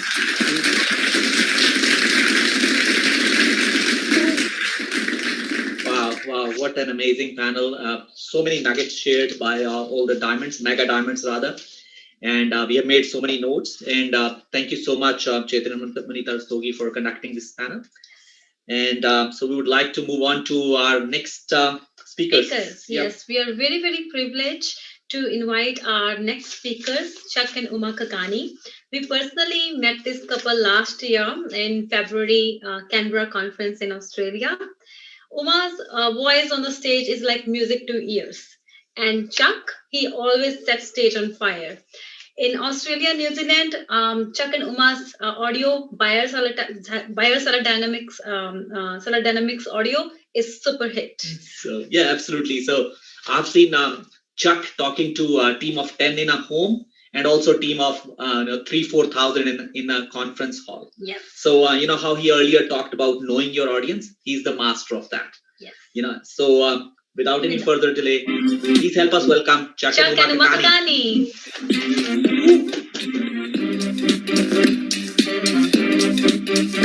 Wow. Thank you so much. Thank you, guys. Thank you. Good evening again. What an amazing conference so far. Thank you, Jagraj and Xenia. for the lovely introduction. Thank you for your warm and kind words. We truly appreciate you guys and heard about all the growth happening with you. Really, really proud of you guys. Folks, we are excited to be on this stage, the Shah stage, for a few minutes tonight and to speak with you all about an important topic about the power of edification. So, since we got only a very few minutes here, let's get started right in. Okay. So, one of the first things you need to understand is what in the world is this edification? It's a very peculiar business, strange business. If you're new to our culture, our business is kind of a very bizarre concept because you have that in the corporate world, but it's not taught as a principle, right? In fact, if you do it, people will mistake you for being a sycophant, yes man, whatever. So people come from outside world into our business and they bring the same concepts. So let me assure you, okay, when you become successful in the business, when we use the power of edification, it doesn't mean because we're stupid, we are yes men or we're sycophants, right? You need to understand that. You need to understand our culture, our philosophy, our business. If you read the book Go Giver, which by the way is not a cute book to give to candidates, it's for you too. You should know this by now, right? So edification comes from the word edificare, which is a Latin word, which means to build up. Actually, to build somebody up, to build other person up. Please pray tell me what is wrong with that. In fact, this principle should be more widespread outside too. And it's unfortunate, it's not that we take the lack of this principle outside and use that as a comparison to our business. We need to take what we have in our business and take it outside, okay, if we are true Brit ambassadors. So one thing I want to tell you is edification is not manipulation. It's not a bribe, because sometimes people get this and say, oh, I want some PV from you. Let me edify you. Or I want you to do something. And so I'll edify you. That is very short-sighted, very manipulative. If your intent and reason is to really build people, people will know it. They can sense it, by the way. Many people have very good radar detection to detect any false pretenses, right? So you need to understand that don't underestimate people. When we talk about edification, it's of course, it is earned, not demanded, right? That, by the way, you don't tell your upline that. You need to hear the principle yourself. You don't tell your downline that if you can help it, unless they really ask. And they're messing up big time and you have a crucial conversation, but it's earned, not demanded. Anything you want to add, Amma? Absolutely, yes, absolutely. And edification is something that we cannot, say, I'm your upline. It is not a positional leadership. It is as an upline, I want to, earn it from people I'm serving. How do I earn that? By, taking eyes off of myself and putting their interest before my interest. And with my work ethic, I earn that edification with my work ethic, with how I guide somebody, how I, put them in front of my interests. So, yeah. Absolutely. So we're going to talk from 5 perspectives, okay? First is about you, all right? And how can you earn respect and edification? Because it's not demanded, it has to be earned. So we need to talk about how you earn it, right? As a leader, by your work ethic, by putting people's interests before you, like Uma said, and by taking eyes off yourself, of course, and more importantly, by setting an example of how you edify your upline, right? That's how you earn it. Now, perspective 1. Second, okay, I'll talk from 5 angles on edification. We'll talk about that. Second is your downline. Okay, how do you edify your downline as an upcoming leader? You be genuine. You be real and you be specific. Don't edify people for wrong things. If somebody's tie is bad, don't say that's a great tie. He always has a great smile. If he doesn't have a great smile, don't say it. Some things don't have to be said or mentioned. You need to find the strengths and build it, right? But you don't want to be false, you don't want to be pretentious. You don't want to pretend in that. So it is not to please people, by the way. Sometimes people come and say, oh, this guy is 100 PV and this guy is now 300, he reached 600.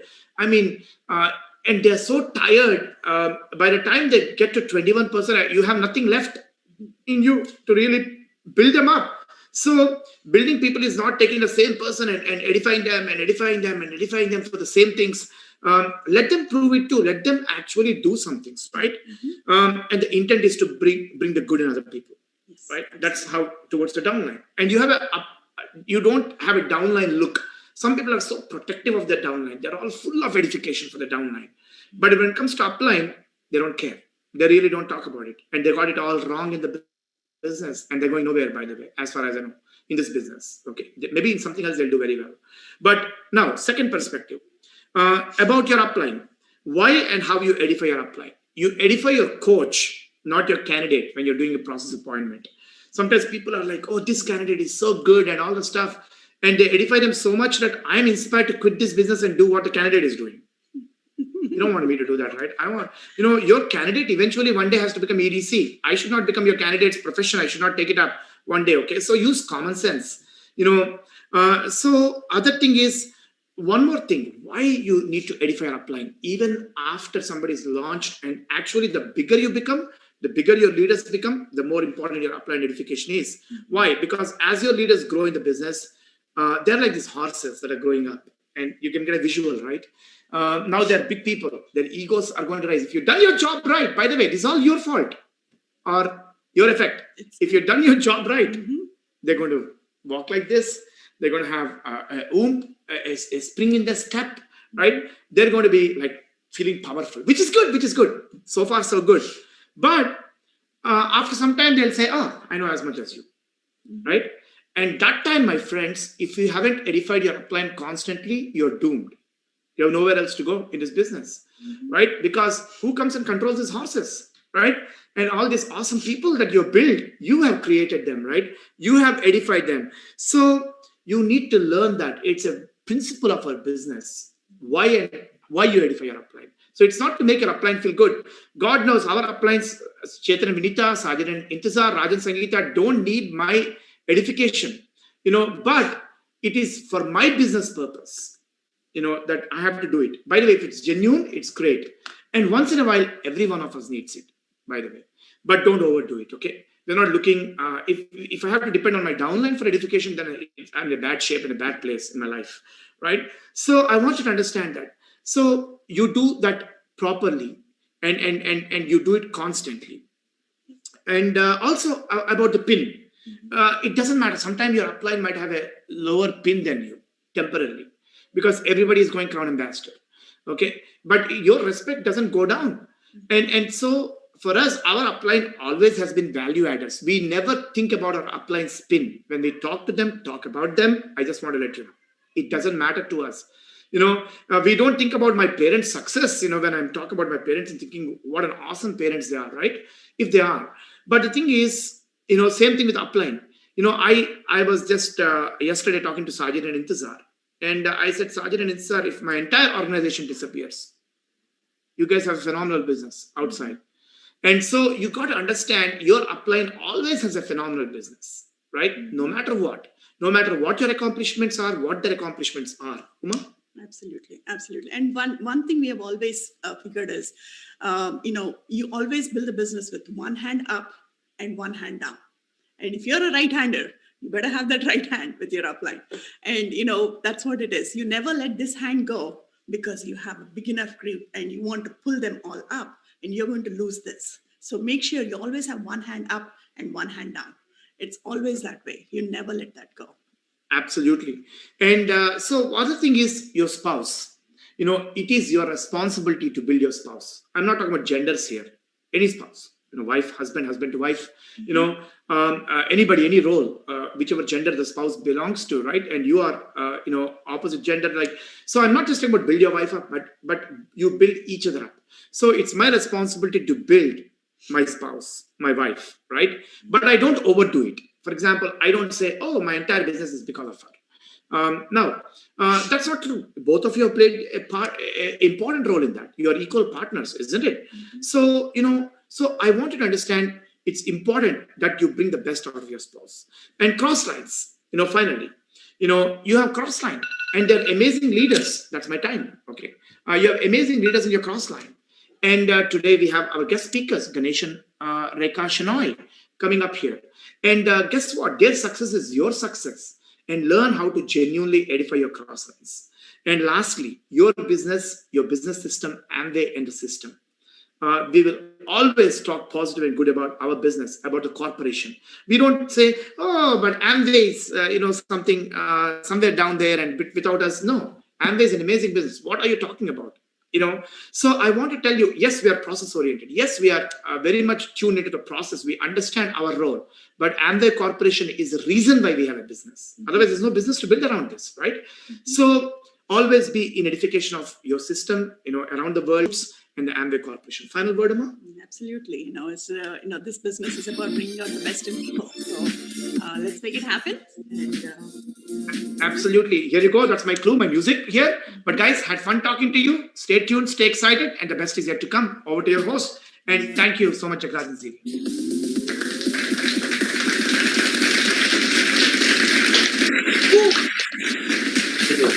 What a phenomenal talk. Thank you so much, Chuck and Uma Katani, about edification. And we have again learned so much from you. Thanks again. Thank you. So let's take this event to the next level. So, like we always lean on to our mentors to bring upon the next speakers. We're going to again lean on to our mentors and take their help. And we would like to take your help to bring up on the stage Triple Diamonds Going Crown, Raj and Sangeeta Shah.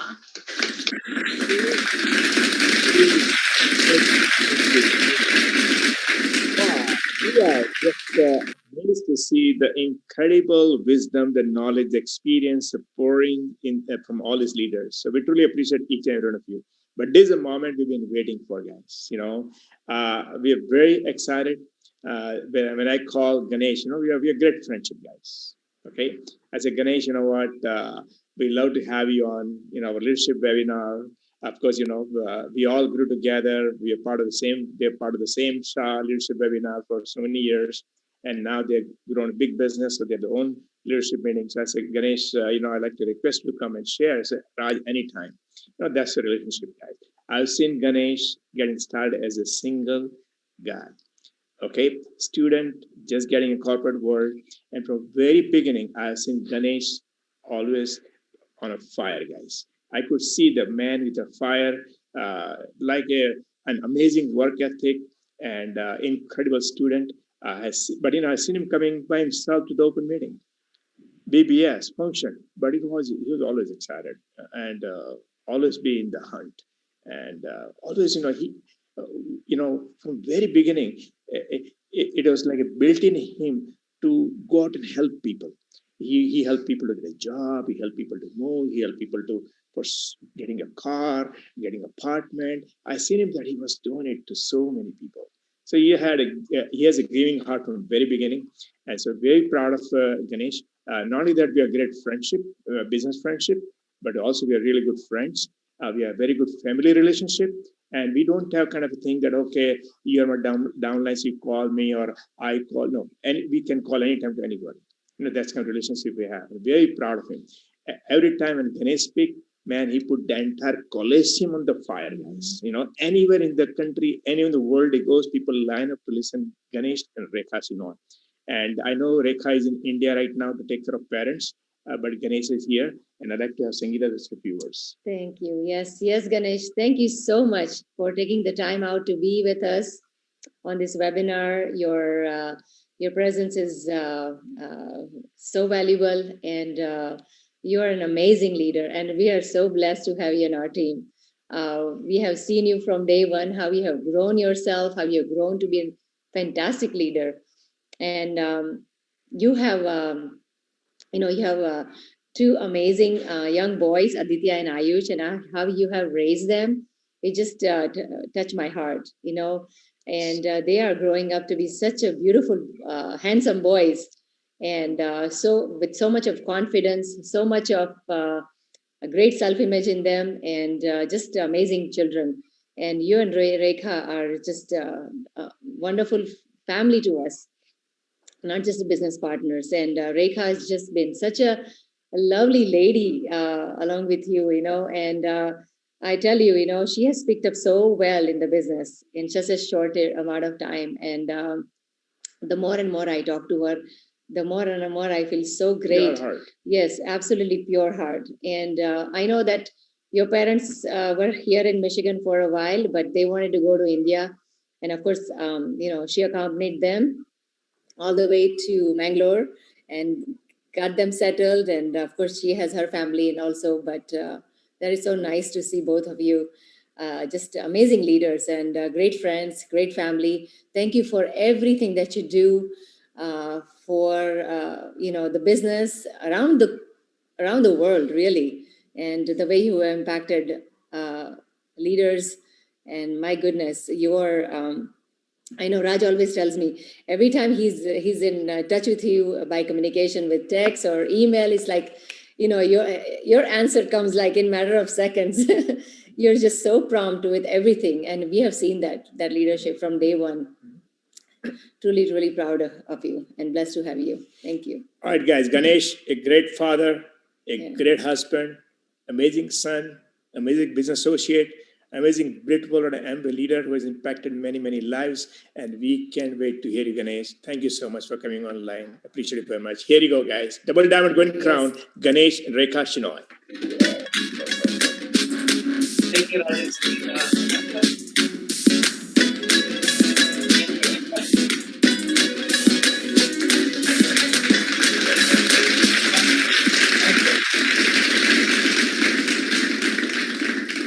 Thank you, Raj and Sangeeta. What a awesome leadership. I've been listening for some time right now. And this is just a privilege for me to be here. And Shah team is the team where we belong. As a matter of fact, it's like a bird which has left the nest, but the bird was raised in this particular nest, And all our cross-line leaders, and it is so nice to see them, especially hearing Dr. and Mrs. Brad for the, it's a rare opportunity for us to hear them. It was so nice to see their vision of 100 diamonds. And I immediately texted the team, hey, if 100 diamond is somebody is thinking, can we imagine 10,000 PV? It's not a big deal, right? So I was talking to the team, But it's an awesome team, especially IBOs who are here for the first time. You got launched in the business, you did your core run, and you have earned your spot on this leadership. And probably it was not your plan. It's a God's master plan that you got started in this line of sponsorship. And when a new IPO comes into the business, he doesn't have that choice, right? He gets started wherever he saw the plan and gets launched. But I have to tell you that this is a very unique line of sponsorship. Okay. First of all, you are in a fantastic business, Amway Corporation. Amway is a known company where a lot of Fortune 500 companies are tied up. Okay. Apple feels comfortable tying up their name with Amway. So when Apple, Best Buy, so many big companies, they have a lot to lose by tying their name with Amway or some other company. They have lawyers to study that partnership. When they have completely felt confident to deal with Amway, if tomorrow your uncle, your aunt, your friend, your best friend, the person who nurtured you to become who you are, maybe is in a disagreement with you joining or becoming a part of Amway, you should not have any iota of doubt that if you have done the right thing or not. Okay, because that person might have a little bit of a blind spot. He might be an expert in certain areas of life, and you might have had a tremendous respect for that. And that's great. Nothing to take away from that. But when it comes to analyzing network marketing, probably your friend may not have done a due diligence. So it's okay for you to walk the path by yourself and find new partners and friends without disturbing that relationship which you had with certain people who have chosen not to walk that path. Okay, that should not make you feel empty from the inside. Okay, it's just like a passenger riding a train. There are some people who will come on board before your station. Some people will come on board after your station.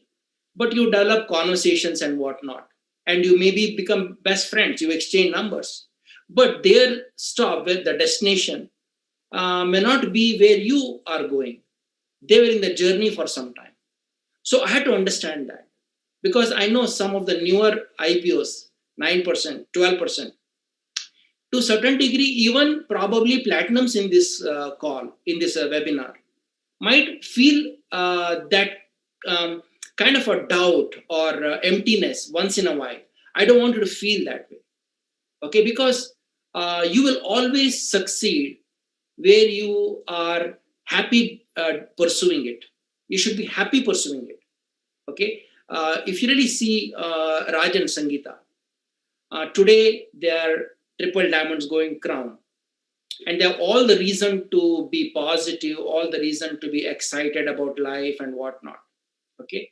Their son Ronak, Reena, Ria are all great kids, and they have chosen to walk the same path, and they have all the victories, okay? But if you really walk their journey a little bit backward, where we started, okay, 20, 25 years back, when they were probably emerald or a platinum and whatnot, they had the similar fight, similar focus, similar dedication.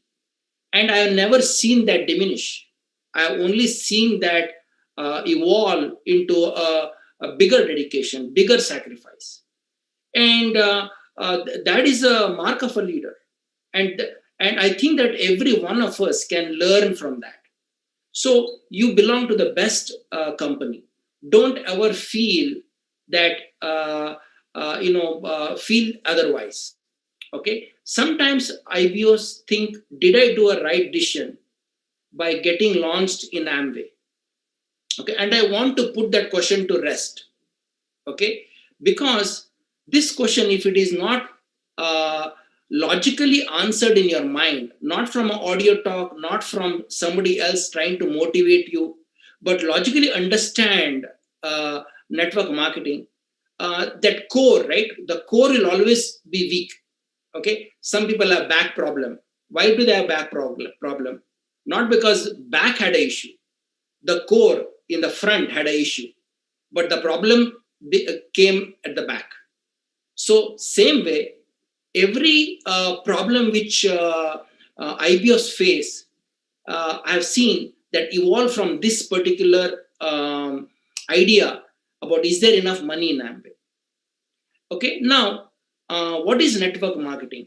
Network marketing is a direct selling business model. And it's not a today's model, it's an age-old model. Actually, hundreds of years back, direct selling has been there. It was legitimized, it was expanded all around the world, luckily, by the founders of Amway. As a matter of fact, in North America, there is called FTC, Federal Trade Commission. In Canada, there is a similar equivalent body. Now, also, most even probably diamonds don't know this. At a global level, there is a global direct selling organization. Okay, global. Now, in the global direct selling organization, I'm talking about the entire world here. Okay, Stephen Andel and Doug DeVos, one of them, was a president of that organization. Now, can you imagine that?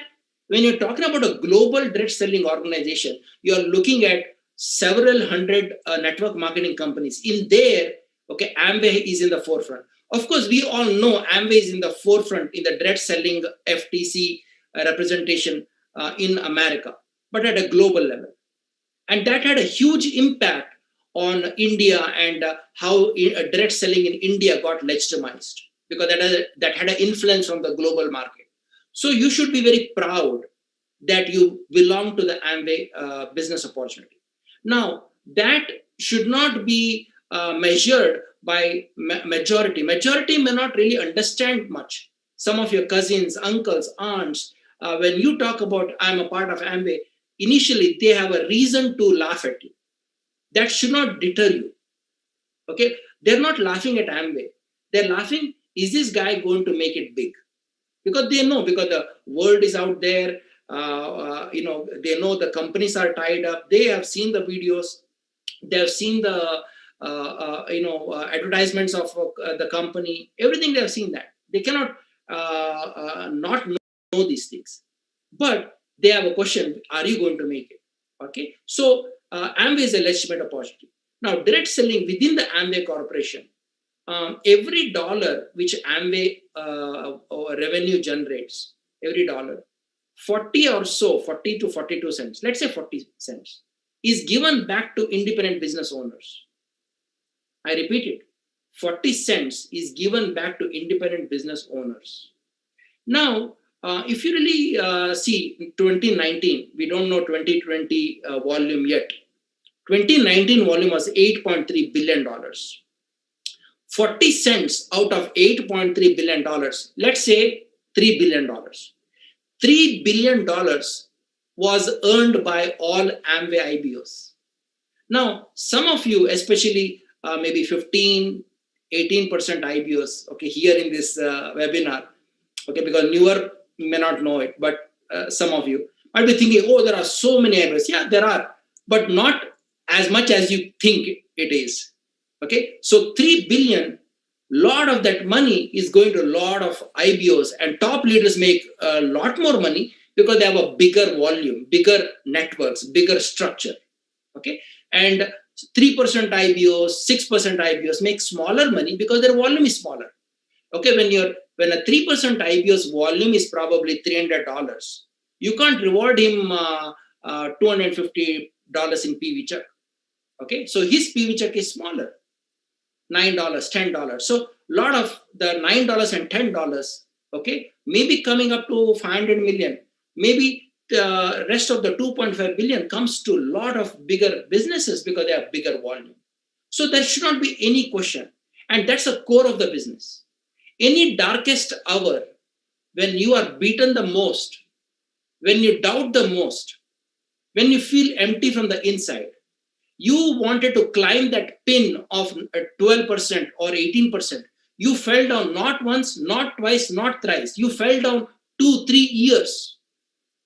And you attended this leadership day in and day out with full passion, vigor, and dedication to Amway business. And in spite of that, okay, you did not have a launch for 1 year.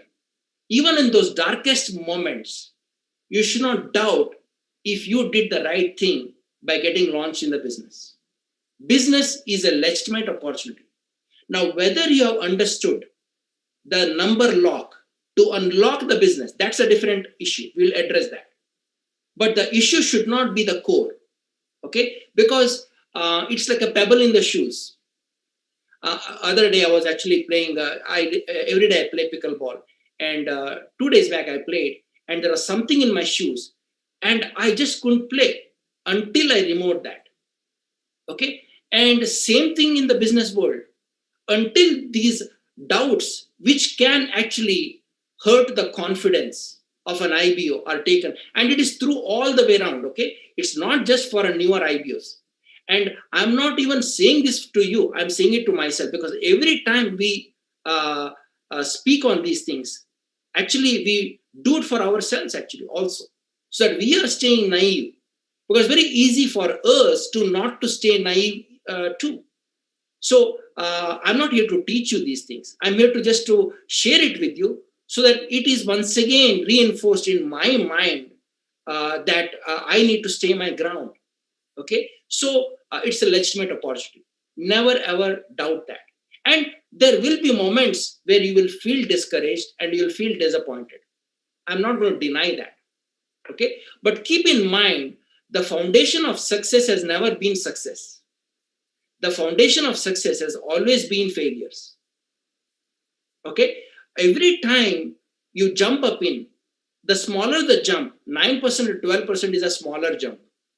You are going to see some smaller failures.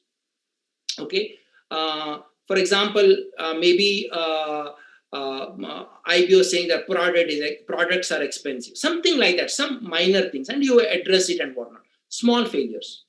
But when you jump from, let's say, 18% to 21%, or platinum to emerald, or something bigger jumps, you will see bigger failures.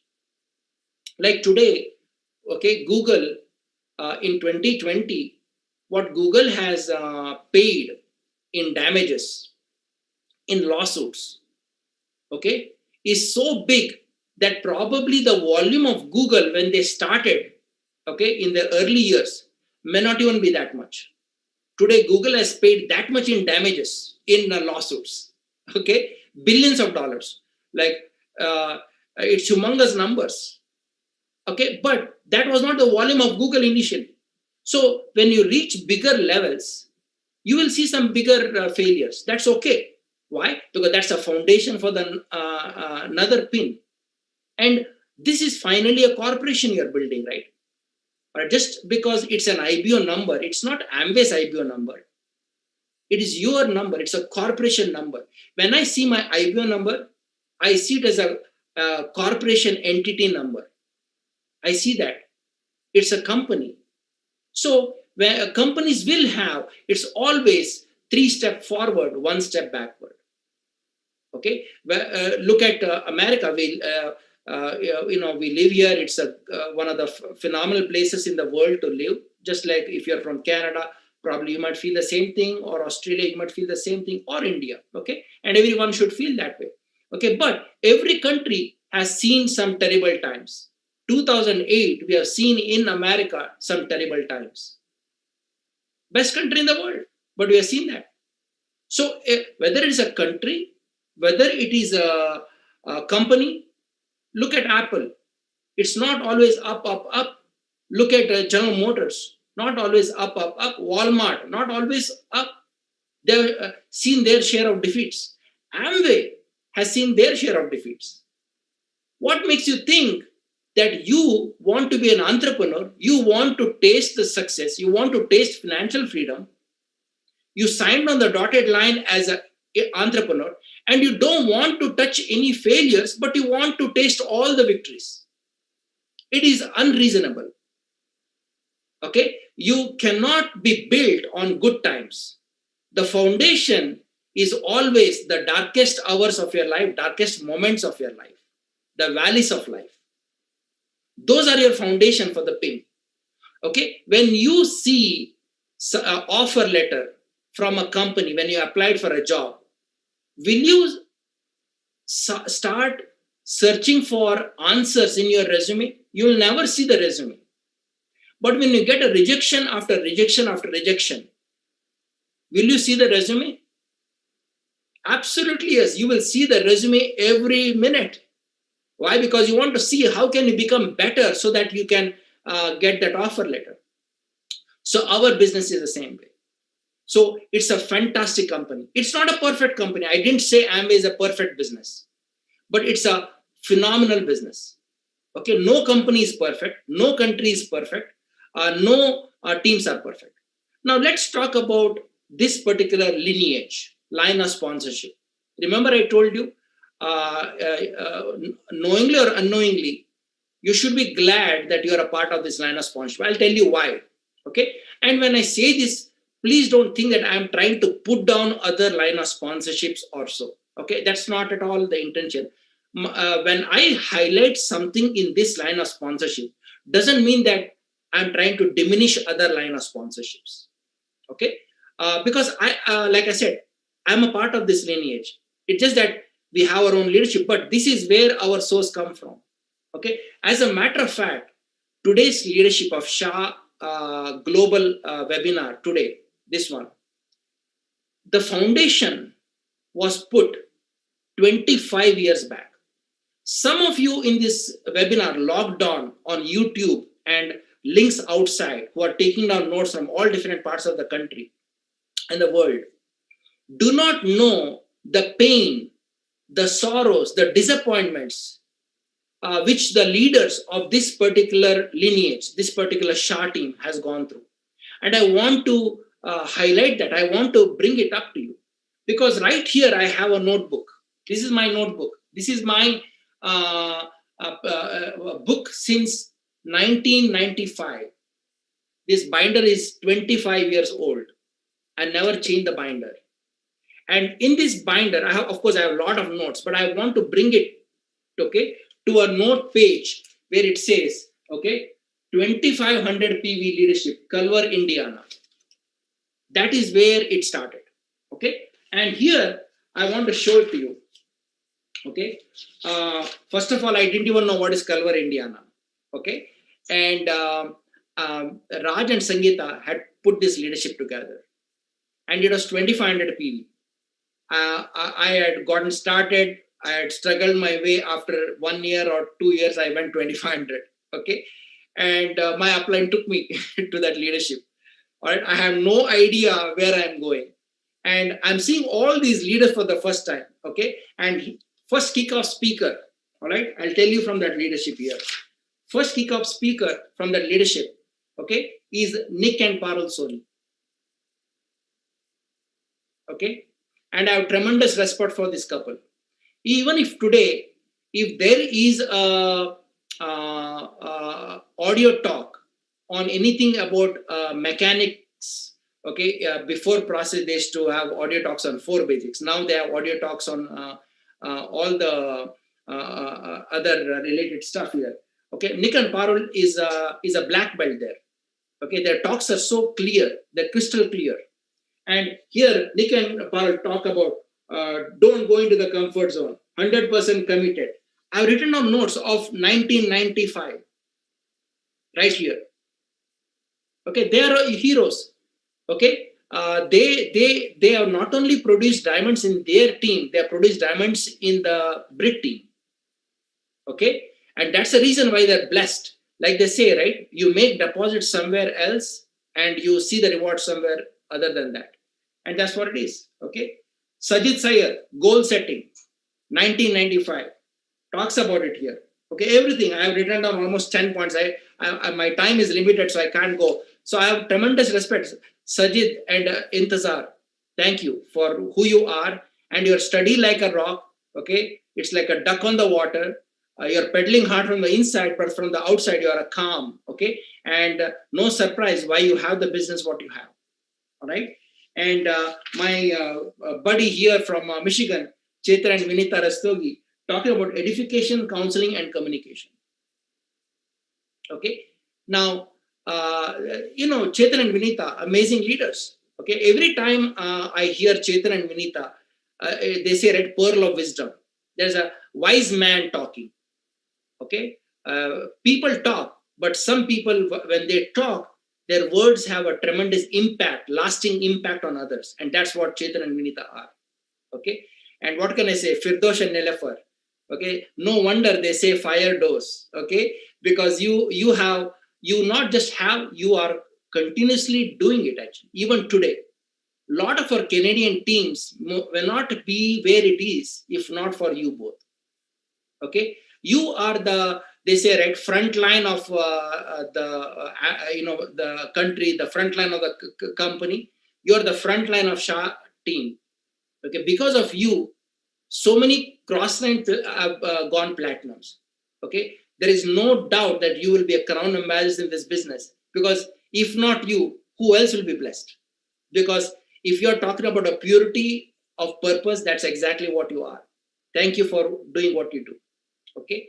And what can I say? Sid and Roop, okay, buddies from Canada. Once again, it was nice to hear you and so proud of you guys.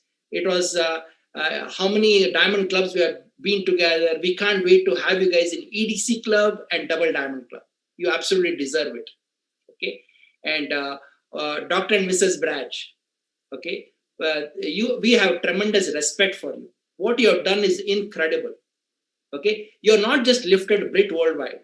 You're not just lifted Amway Corporation. You have lifted direct selling. You have made direct marketing a better business in India because of your demeanor. A lot of people can go crown, no doubt about it. And a lot of people will go crown. When people go crown, they might act like double crown. But you are a crown acting like a 100 PV. And that is uniqueness about you.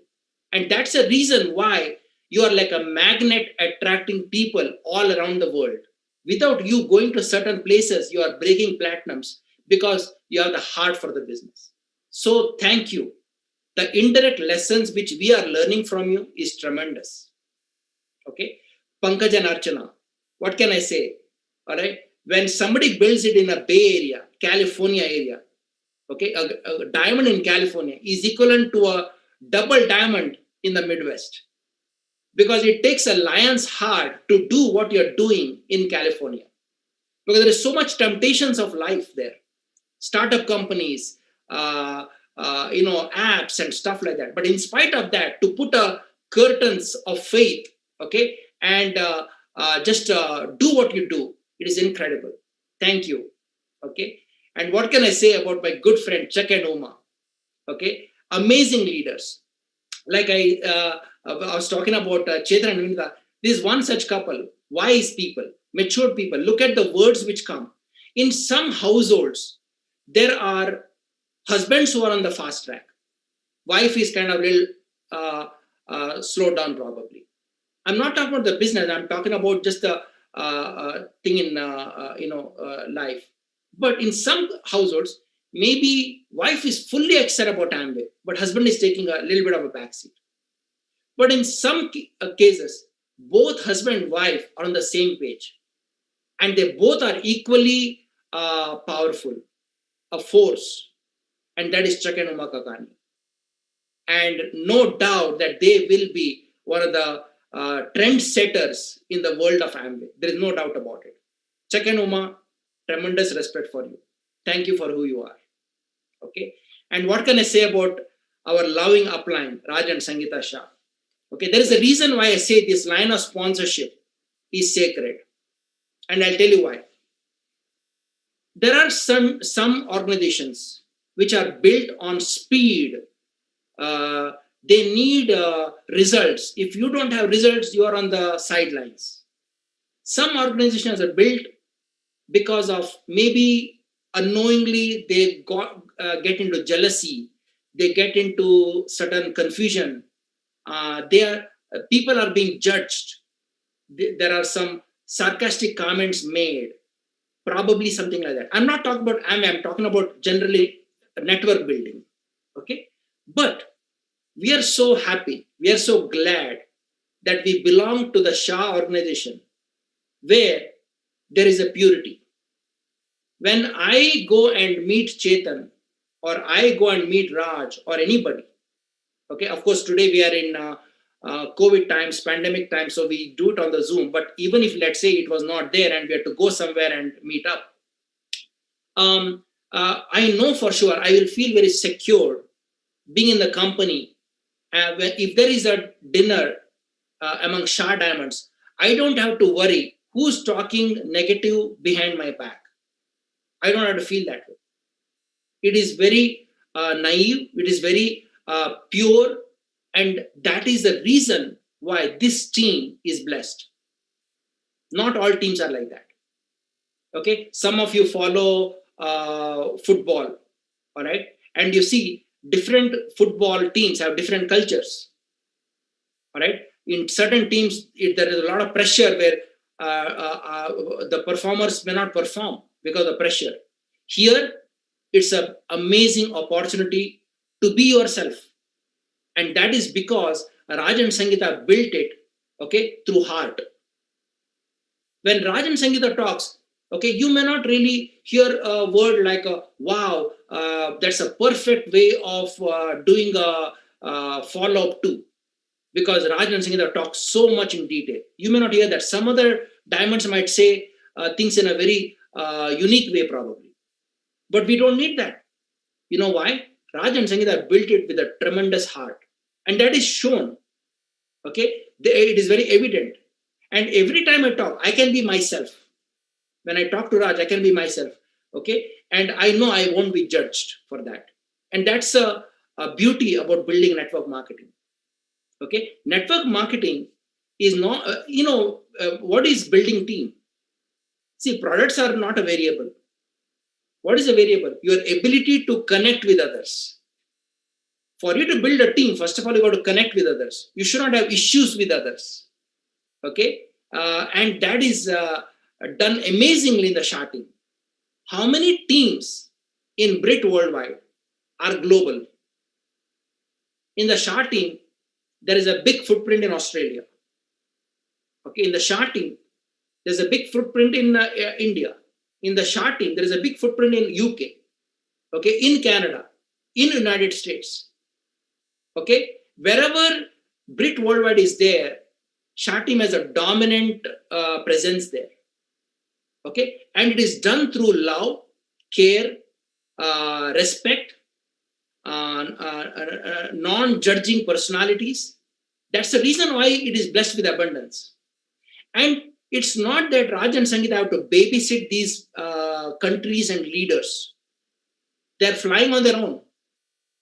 Certain other network marketing companies or other LOSs might have teams, but they have not empowered the leaders and they have to babysit those leaders. But here, not the case.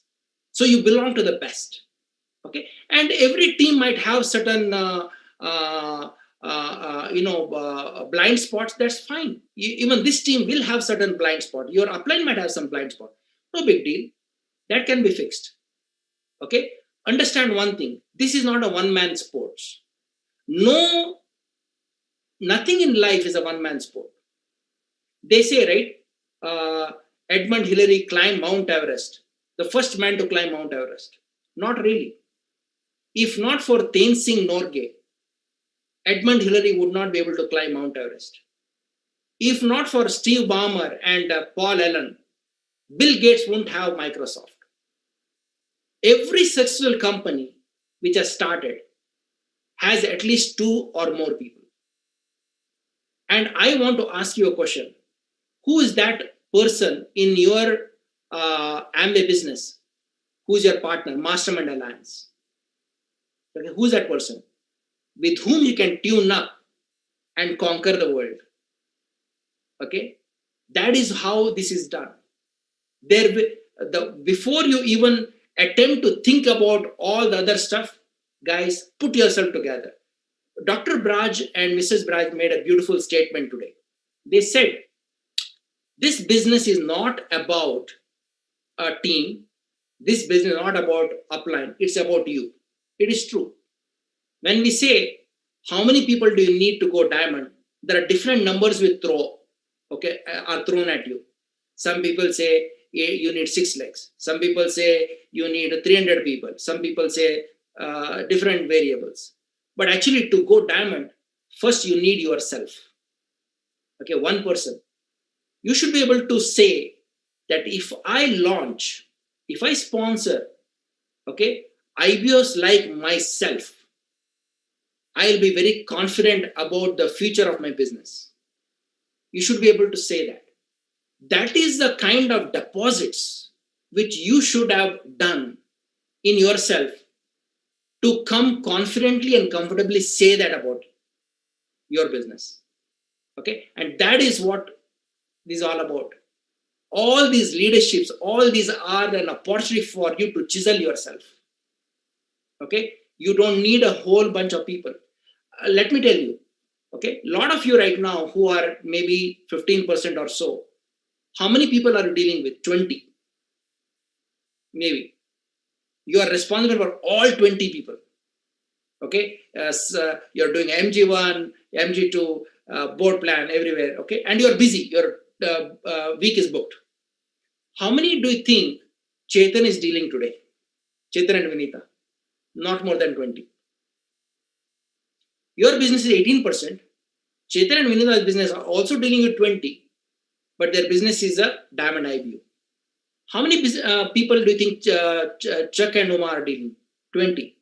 They're executive diamond. They're still dealing with 20 people. Raj and Sangeeta are triple diamonds. How many people do you think Raj and Sangeeta are dealing with? Not more than 20.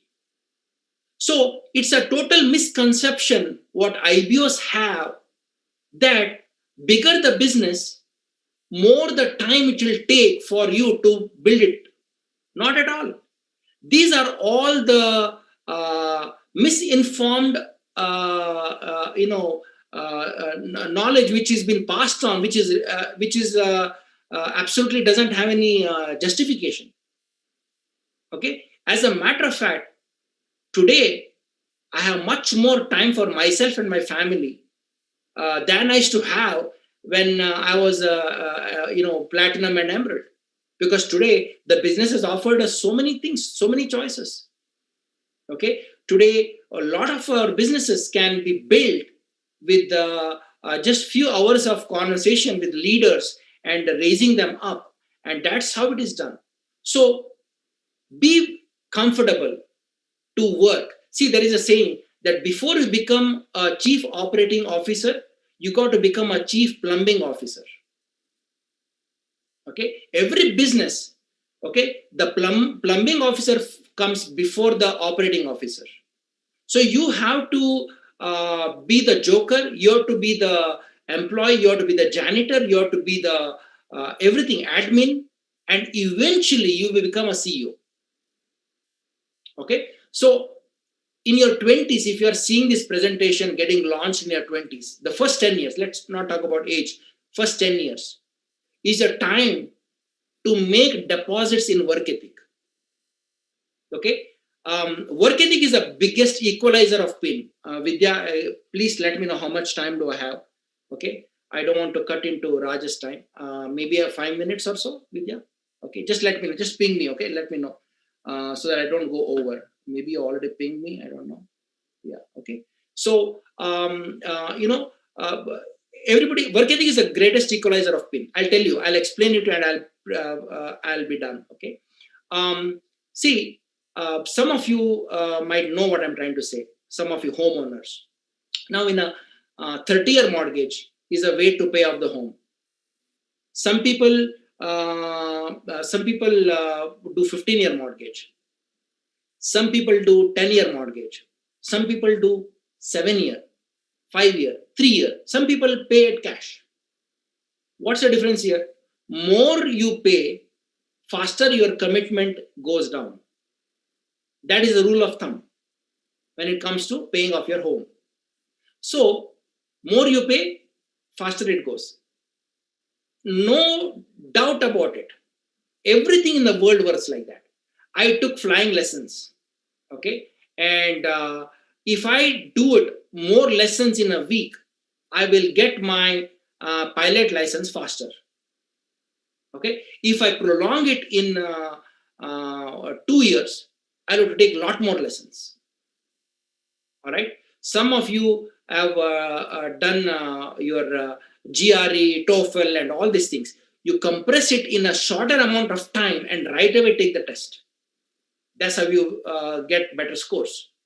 Everything in life, okay, what you do where you have to excel to the top has a, the trademark of a success in all these endeavors is a overloaded work ethic. Our business is no different.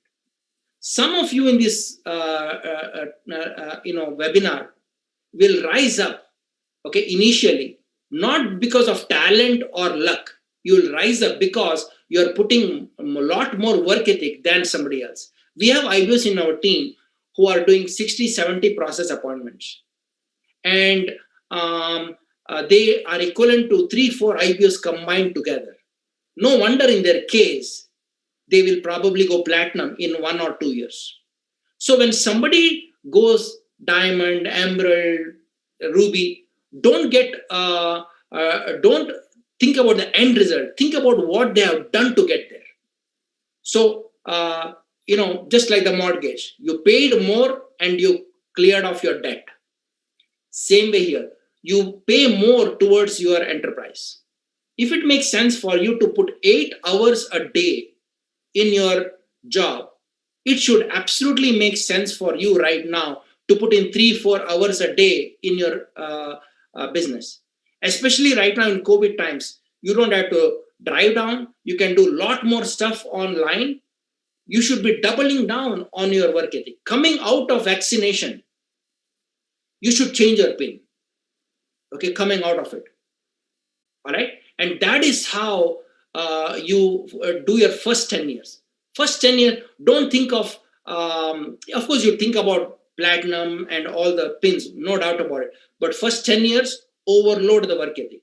Become a better IBO, become a better leader. Okay. You should be able to tell you, I'm in this business for life. Okay. And I'm going to do whatever it takes and a little bit more to accomplish my dreams and goals. And when you're not given deadline to the business will be blessing in abundance. Why?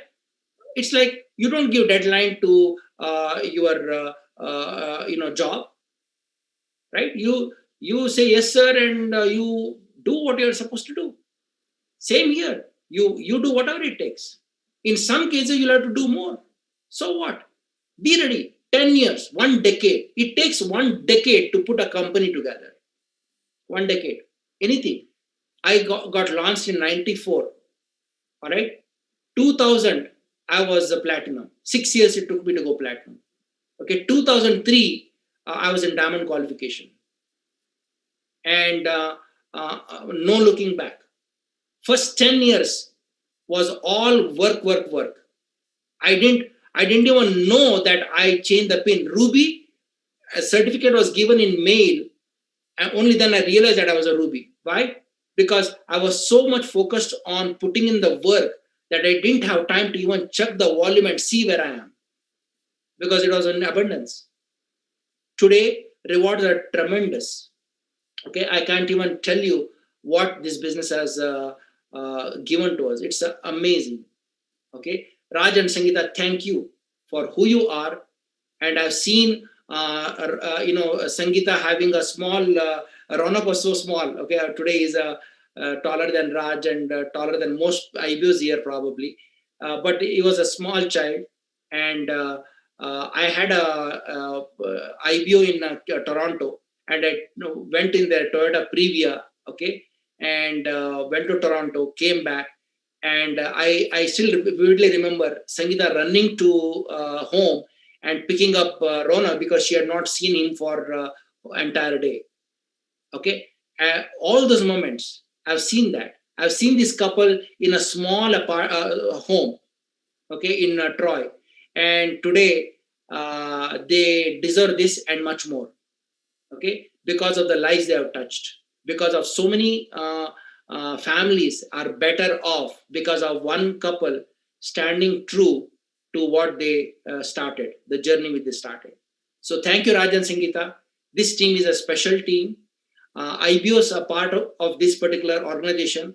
I truly believe they are lucky, but they will really know what it means when they enter Platinum Club, Emerald Club, and they get to know each other more. And that's when they will realize that this was absolutely the best team, and they were lucky to be launched in this line of sponsorship. Thank you very much. And I respect you both very much, and entire team here, all the leaders, and we can't wait to be in the Diamond Club. I know this Diamond Club was not there, but next Diamond Club will be together. So thank you.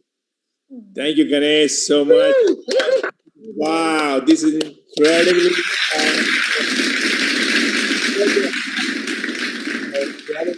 great talk, so many places valued, but this is one of the best talk I ever heard. I would truly appreciate you. It shows your true love, your passion, our friendship and leadership to us and to the entire organization. So word is not enough, but yeah. Ganesh, we truly appreciate you. Thank you so for much. Coming and pouring your heart. And wow, every word was kind of a nuggets that what you've gone through and how you develop the business, how you develop the leaders, and it's just incredible. So thank you so much, Ganesh. Thank you, Ganesh. Thank you. Give my love to Rekha. Yeah. Yes. Great, wonderful. Appreciate it very much, Ganesh. Okay. Yeah.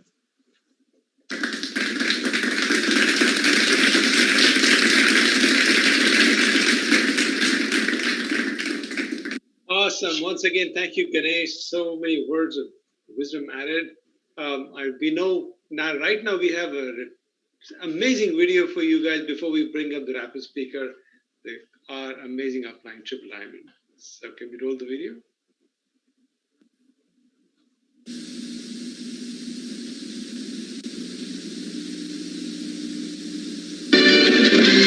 This is Eyewitness News at 5.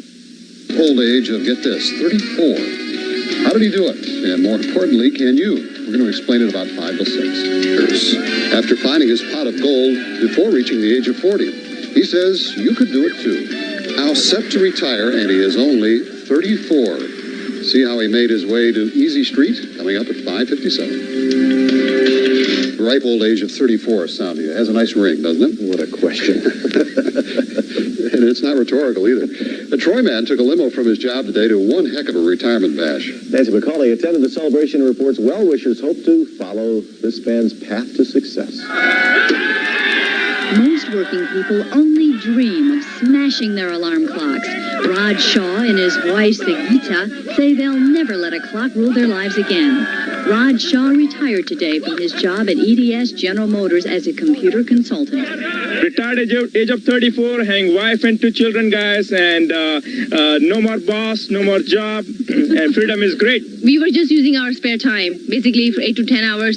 Because of this business, Sangeeta do not have any job from last 2.5 years. I won't have job from now on onwards. And folks, we live in a beautiful house, about $175,000 house, and not to worry about the mortgage payment. All my cars are paid off. All my credit cards are paid off. My children are going to the private school and will be going to the private school, and we'll have all the time in the world to play the golf, not on Saturday and Sunday, but also during the weekdays in the afternoon when nobody's there. The Shah's motto is that dreams do come true, and they've proved it. They're off with a brand new life.